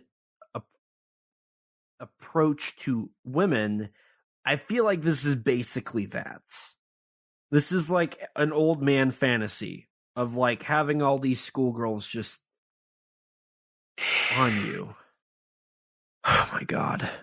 This is a movie. They pull him apart. He's killed. He's happy. He dies in love. He dies happy, just like the Stacys. And then this section's over, and we still have, like, and at this, like, this takes up until the last 20 minutes. Mm-hmm. And then for the remaining time, we follow Shibukawa and Eiko as they finish their final, because it is Eiko's last days, which is interesting if it wasn't for the creepy part as well. And we just follow them as they, and like, the fact it's underdeveloped. And the fact it's underdeveloped, and it's just not, it's awful. So we follow them as they prep for her final moments, and then she just dies. Yeah. And then she comes back to life, And then we fast forward like 20 years. And then it's revealed that the Stacys and humans learn to adapt. They're actually a higher evolved version of mankind. And now their children are the super beings. And the world has been solved. And Shibukawa's stories that he was writing with Eiko have become the new Bible. Oh, yeah. Yeah, at that point it didn't help that at that point, the DVD copy I was using of a film to, like, watch it. At that point, the film was just completely skipping. So, like, I only had, like, a scattered idea of what was going on because only, like, a third of the subtitles would show up. Right. But I just saw the line that, like, this is the new Bible, and I'm like, what? What? So, what? yeah, it ends on basically the idea that Eiko and Shibukawa were like the new Adam and Eve, and like they found how to create pure happiness, and the world is good now. Mm-hmm. And like we see all of this with like a 70-year-old Shibukawa who's sitting at the same spot where Eiko died and came back as a zombie, and we see this statue of her in memoriam. Right. And then the movie's over. Thank God.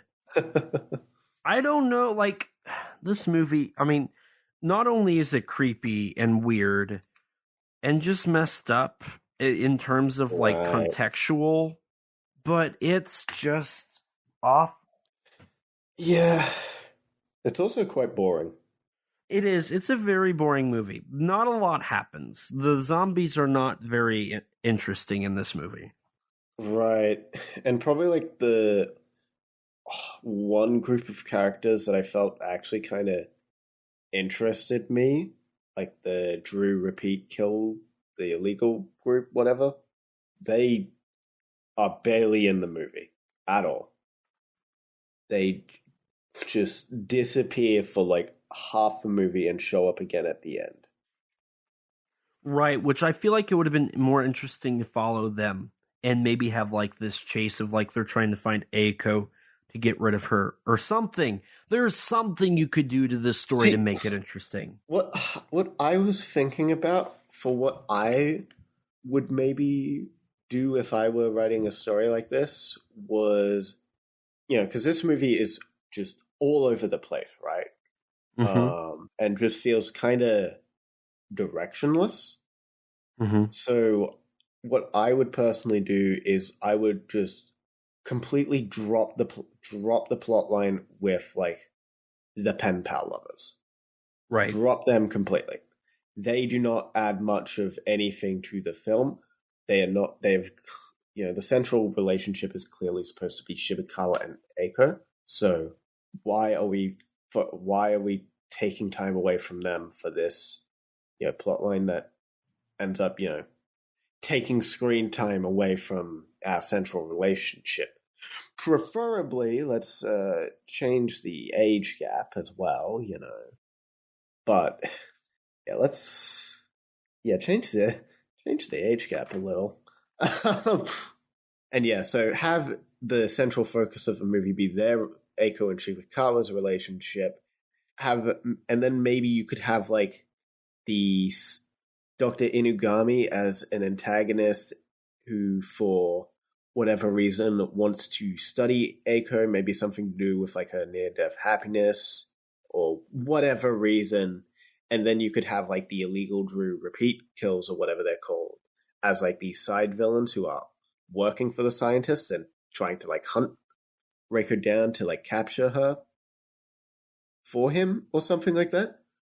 I feel like just narrowing the film's focus, because it's an 80-minute long film, would, not only just help or at least fix or at least help the issue of just this film being absolutely disjointed, but again, allows you to actually develop the characters, or at least your central characters, and not just spread itself so thin that nothing you don't care about anything by the end.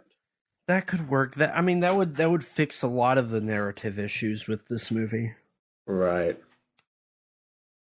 I mean, this movie needs a hard rewrite all over the place. Yeah, pretty much. Which, oddly enough, this movie did get a lot of good reviews, but I just don't... Bro, I don't know what people are smoking, I'm going to be honest. Junji Ito even said he enjoyed it. I don't know. The only thing I really enjoyed from this was, like, the gore and, like... Okay, there's, like, a couple kind of okay-looking shots here and there. Honestly, I thought the movie overexposed. I thought the movie was just bland all across the board with its cinematography. Yeah, mostly. I just think there's like a couple moments where it looks kind of nice. I think there's some but nice then again, lighting. That's like kind of like seeing like a diamond in the rough. Maybe not a diamond, but like I don't know, something that's okay in a rather rough-looking movie. Copper. Sure, let's go with that. Copper in the rough. That doesn't sound as nice. So this movie's awful. Yes, quite. The story it ended up getting adapted into a manga by Bonkasha Publishing in the Horror M magazine. It also got a stage play adaptation by Morning Museum. Which was based on a 2008 reprint of the book, which featured extra short side stories. So, you know, if it needed it to be any more disjointed. Right. It's also worthy to note the stage play was a musical. Yes. And it was performed June 6th, 2012 through June 12th of 2012. Yeah. I was watching a couple clips from that, and I noticed that the zombies don't really look like zombies in it. Let me guess, they're a little more fantasized. No, it's just idol girls. Oh, lovely. Because, you know, I guess with idol girls, you probably can't, there's probably like contractual obligations or something where you can't really make them look ugly. Right, that makes sense. Oh, God. So, man, okay. We did watch the movie. We did.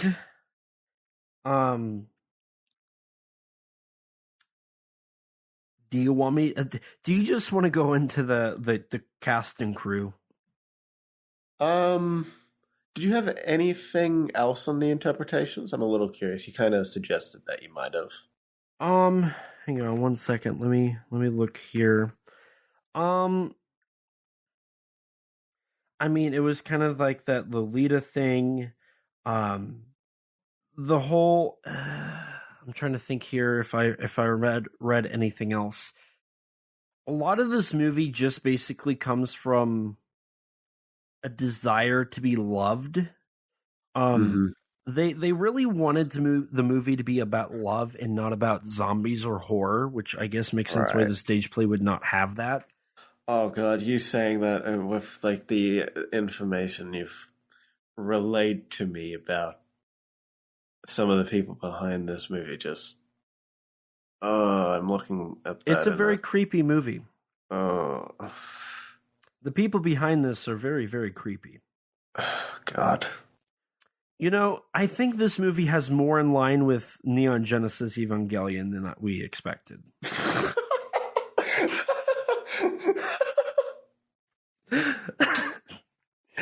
That's got to be the best thing that was said in this episode. God damn.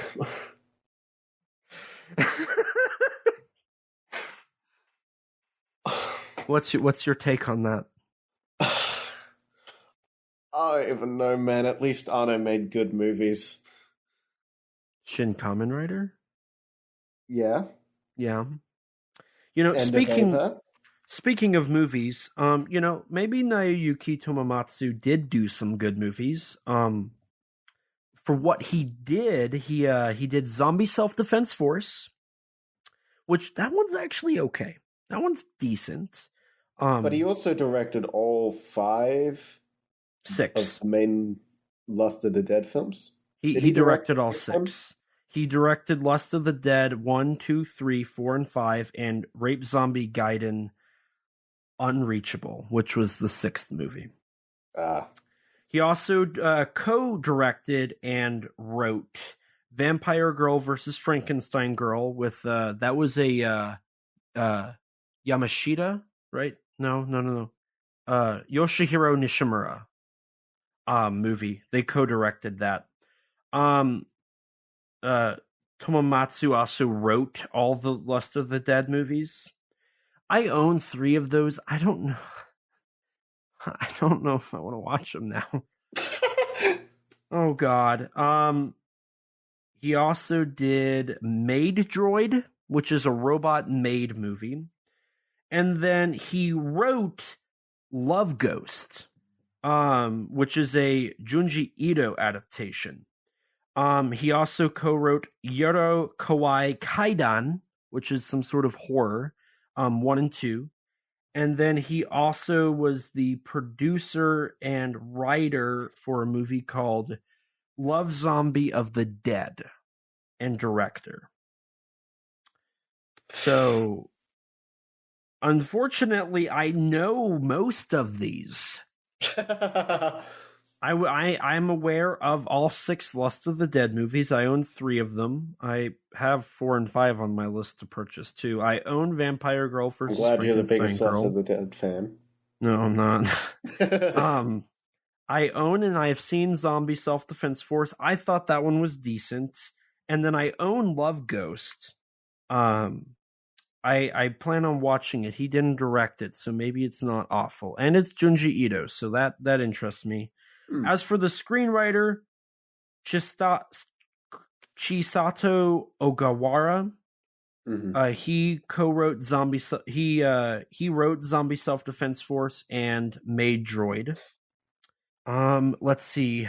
As for your cast, you had Natsuki Kato as Eiko. She was in Eko Azaraku. She was Kamen Rider. She was in Kamen Rider Ryuki episode final and Kamen Rider Ryuki special 13 Riders. She also appeared in the Kamen Rider Ryuki game. She appeared in Battle Royale 2, True Horror Stories, and Monster X Strikes Back: Attack the G8 Summit. For Toshinori, for Shibukawa, you had Toshinori Omi, who was apparently, this isn't confirmed, but a child actor in Ultraman Taro. Oh, wow. Kazuo Umezu's Theater of Horror. He appeared in The Man Who Wanted to Become Ultraman, Sky High 2, the television show, and most recently Kamen Rider Black Sun. Yes. Now, interestingly enough about the Shibukawa character, remember how I said, this was off recording, so this is where I'll repeat it. So director Tomomatsu really likes the movie Tetsuo, the Iron Man. Right. Originally, there were 2 other choices for Shibukawa. One of them was Tomorrow Taguchi. Taraguchi, who played I want to say his name is the businessman. The salaryman, yes, in Tetsuo the Iron Man. The other was none other than peak cinema director himself, Shinya Tsukamoto. Oh, yeah. Thank God they didn't play this character. Yeah, and I said, oh, yeah, but now I realize, I don't want Tsukamoto in this. Their schedules didn't line up with the filming of this movie, so they didn't do it, thank God.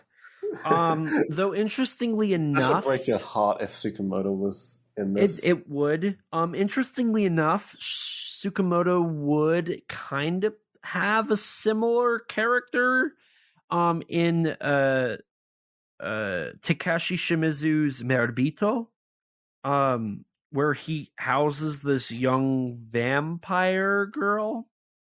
It's not nearly as sexual, if I remember correctly, from the movie, as this one is. But I mean, they are kind of similar characters. But this one's definitely way worse. Moving on with the cast, you had Katsuyuki Yamazaki, who played the Arita Envoy, who was in Ultra 7 30th Anniversary Trilogy, Ultra 7 1999 Final Chapter 6, and then 35th Anniversary of Ultraman Evolution 5-part series. They also appeared in Kamen Rider Phase, Ultraman Orb, and did the mocap for Ultraman, the anime series, as Shin Hayata. Right. Mei Fukuda, who played Momo, who has no other tokusatsu credits. Chika Hayashi, who played Nozumi, was in Tokusatsu Sentai Dekra Ranger.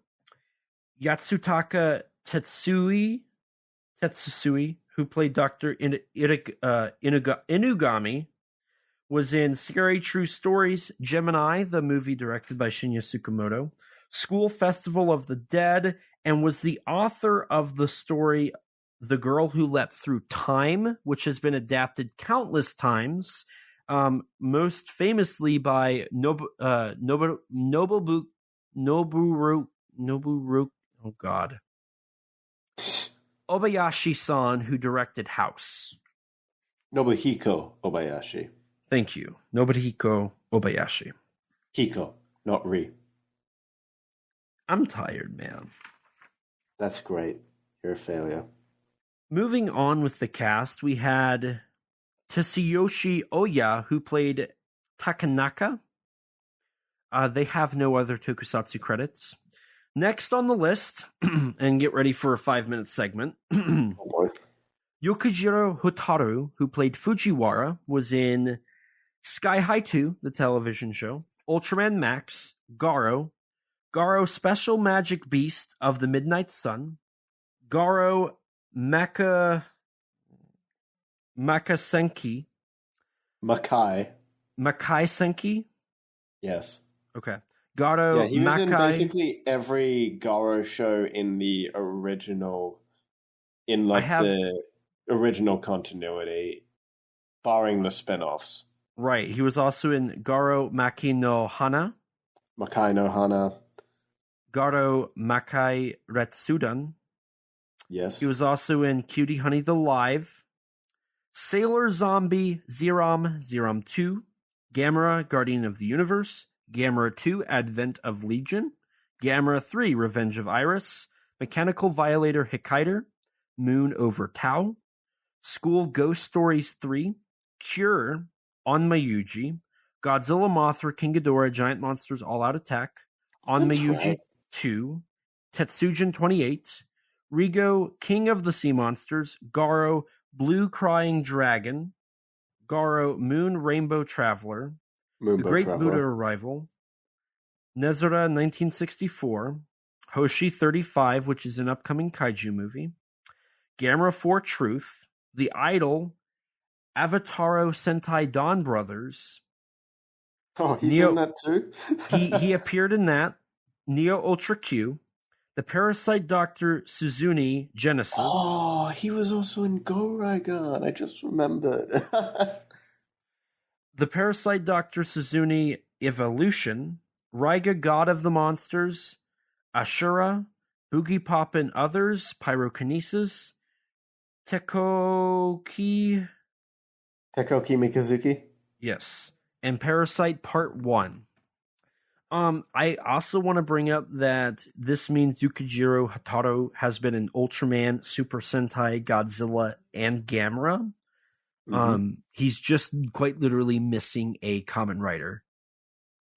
Has he never been in Kamen Rider? He's never been in Kamen Rider. I checked. So I vote him in the next. I mean, he was in the closest thing you could get to Kamen Rider, I would say, which is the Kikaida series in Hekaider, but he hasn't appeared in Kamen Rider yet.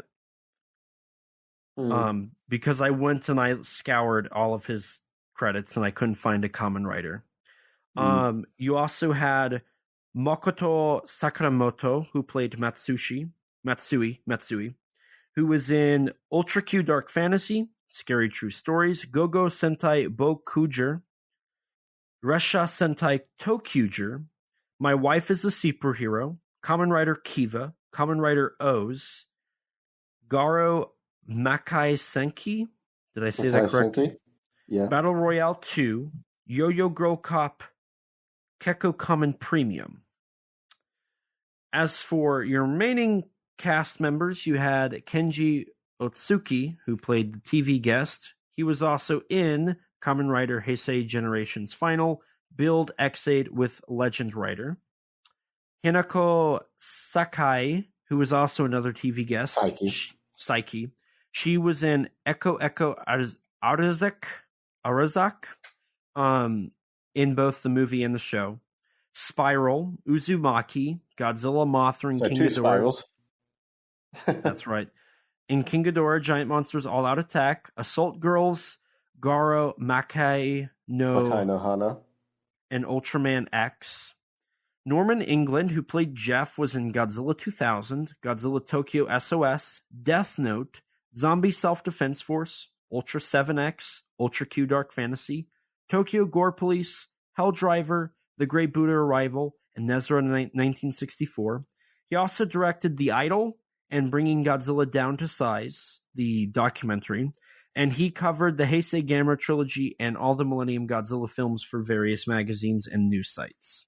You had Shungeku Uchida, who played Captain Sunagawa, who was in Gemini, Visitor Q, Kamen Rider Sword the movie, Missing Ace, and The Dream Monster. You had Dompai Kamen Rider Blade, not Kamen Rider Sword. Are you sure? Yes. Oh, I wonder if the translate screwed up when I... Yeah, probably. Donpei Tsuchihara, who played Captain Kusaga, who was in Gantz, Alien vs. Ninja, and Kamen Rider O's. And then finally here, oh boy, another long one. Yoji Tanaka, who played Rokuyama, was in Ring Zero Birthday, Red Shadow, Ju-On, SF Short Films Return, Alive, Kill Bill, Zebraman, Godzilla Final Wars, The Great Yokai War, Death Note L, Change the World, 20th Century Boys 2, The Last Hope, Space Battleship Yamato, Koduko Meatball Machine, Sky High 2, the television series, Scary True Stories, What to Do with the Dead Kaiju, and Garo Makai Senki. And that is your entire cast and your crew. We had a fair bit of Garo representation this episode. I'm quite happy with that. Yeah, a lot of Garo. Had to be this movie. Yeah, overall, honestly, this movie's awful. And it's creepy. I think the rating is the ranking is very obvious. Yeah, so why don't we go ahead, Rex? Why don't you start us off for our October ranking? Where would you put this one? Oh well, this one's going straight to number 2, down at the bottom. And what would be number 1? Well, One Cut of the Dead. Okay. Same here. One Cut of the Dead is vastly superior in literally every... It's a good movie. Yeah. This was certainly a movie. It was not a good movie, but it was a movie. Yeah. So, yeah, I think we... I don't know if we could really add much more. I feel like we've covered this movie more so than anybody else has, and more than it kind of deserves. And probably have unearthed some creepy stuff. Yeah. Perhaps it was a mistake. Maybe it was. I think we've opened Pandora's box. And there's no closing it now? God damn it. Well, with that, I think we can go ahead. I mean, unless you have anything else you want to add, I think we can wrap this up. I don't think I want to add anything, I'm going to be honest. Okay. Well, then, why don't we go ahead and wrap this up? So, Rex, why don't you let the lovely people know where they can find you at? Well, dear listeners, instead of supporting creepy old men, you should instead support me on YouTube at Rexino, on Twitter at Rex_Xenomorph, and on Instagram, Rex_Xeno. And if you want to check out some of my writing, go take a look at the Tokusatsu Network. And as for me, hello, my name's Elijah.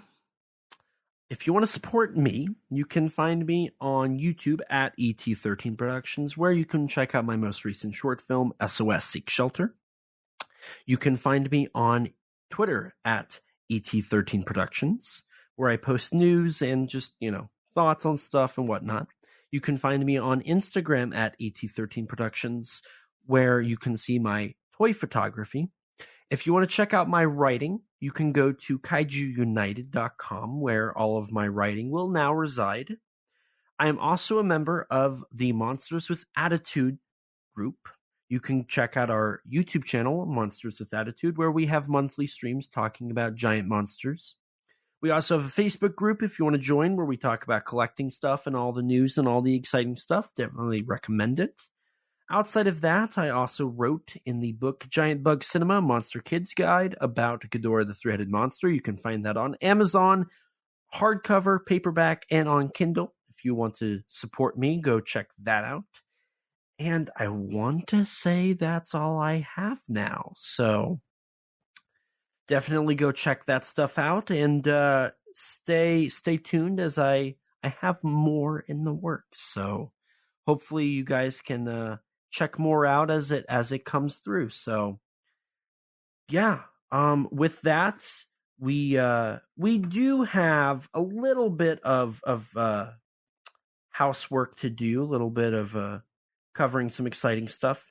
So as at the end of each episode, I bring up how you can leave a review on iTunes, or you can leave us a review on Spotify. Spotify also has an option where you can talk about what you thought of the episode. It gives you that option, at least on the mobile device. So we did have recently a notification pop up of a message that was sent 14 days ago as of this recording. So we're 2 weeks behind, but we're covering it now.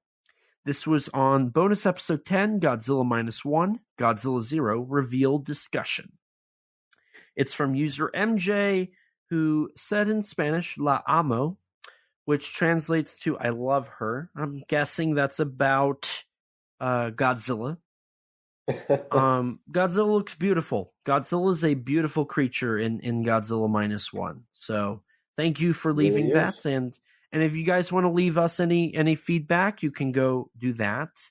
You can also remember to rate us on iTunes. That boosts our ratings and helps us get recommended to more people just like you. If you don't have an Apple device, which I don't blame you, I don't actually. That's very much a lie. I'm using a MacBook to do this podcast as we speak. But you can rate us on Spotify, and just like MJ, you can leave us some feedback on each episodes. If you want to, go right ahead, leave your thoughts on the movie or a question you have, and we'll answer it, just like how we responded to MJ's. If you want to stay up to date with all things Kaiju Conversation related, you can follow us on Twitter at KAIJU_CONVERS. If you don't have Twitter, you can follow us on Instagram or like us on Facebook. If you're like me before podcasting and you don't have any social media, lucky you, you can email us at kaijuconversation@gmail.com, all lowercase, all one word, you know the drill. And as always, we'll read your reviews on air for everyone to hear. We also have a Teespring store. Eventually, we're going to have original artwork on there. But until then, you can sport our awesome logo on a t-shirt or maybe even like a coffee mug. If you'd like to chat with us, you can check out our Discord server full of others that have similar interests to you. Recently, in our General 1 chat, there was a discussion about the most recent cover reveals for Godzilla vs. Hedorah and Godzilla vs. Biollante in 4K in Japan through Toho Video. So they have a wide range of discussion where we talk about a ton of different things. I doubt it we ever talk about Stacy, but maybe. I don't know why somebody would, but maybe one day. Don't forget to subscribe to our YouTube channel and hit the bell so you can be notified anytime we upload a video. We sometimes post exclusives to the channel, like bloopers for episodes or minisodes talking about news or other subjects. We also have the monthly live stream, Kaiju Conversation Live, where me and one other person hop on and just chat about whatever. There might be some more streams showing up in the feed as well, covering news and whatnot. with some of my friends, just kind of, having fun, talking about some news, calling it a day. Nothing too exciting, but something nonetheless. We also have an interview with Mechagodzilla designer Jared Kerchevsky on the channel, and I definitely butchered his name, so I apologize for that. A huge thanks to Rex for editing all of these episodes and all the other content we upload. His links can be found in the description below. Along with Rex, we'd like to give a huge thanks and shout out to Danny DeManna of the Godzilla Novelization Project for his amazing vocals on our theme song. You can support him by following him on Twitter at Danzilla93_GNP or visit his website, GodzillaNovelizationProject.com. A huge thanks to Grattan Conwell from the podcast Giant Monster BS for composing the music for our theme song. You can support him by following the podcast on Twitter at Giant Monster BS or on any podcast platform under the name Giant Monster BS. And with that, we're going to wrap up this discussion. So thank you guys so much for listening. I'm so sorry that you have been introduced to Stacy, Attack of the Schoolgirl Zombies. It's a movie. Yeah. Don't watch it unless you're really, really interested, and then watch it. Unless you're a big fan of exploitation, I guess. But even then, you've got better options. Way better options. But again, thank you guys so much for listening. And as always, please remember, life's too short to not talk big. Bye, guys. Bye. We are set, we are in debt, there's nothing to sweat. Life's too short now, baby. Kaiju. Not too big now, baby. Conversation. His name's Elijah, baby. And also Rex now, baby. We love those kaiju, baby. And you will too now.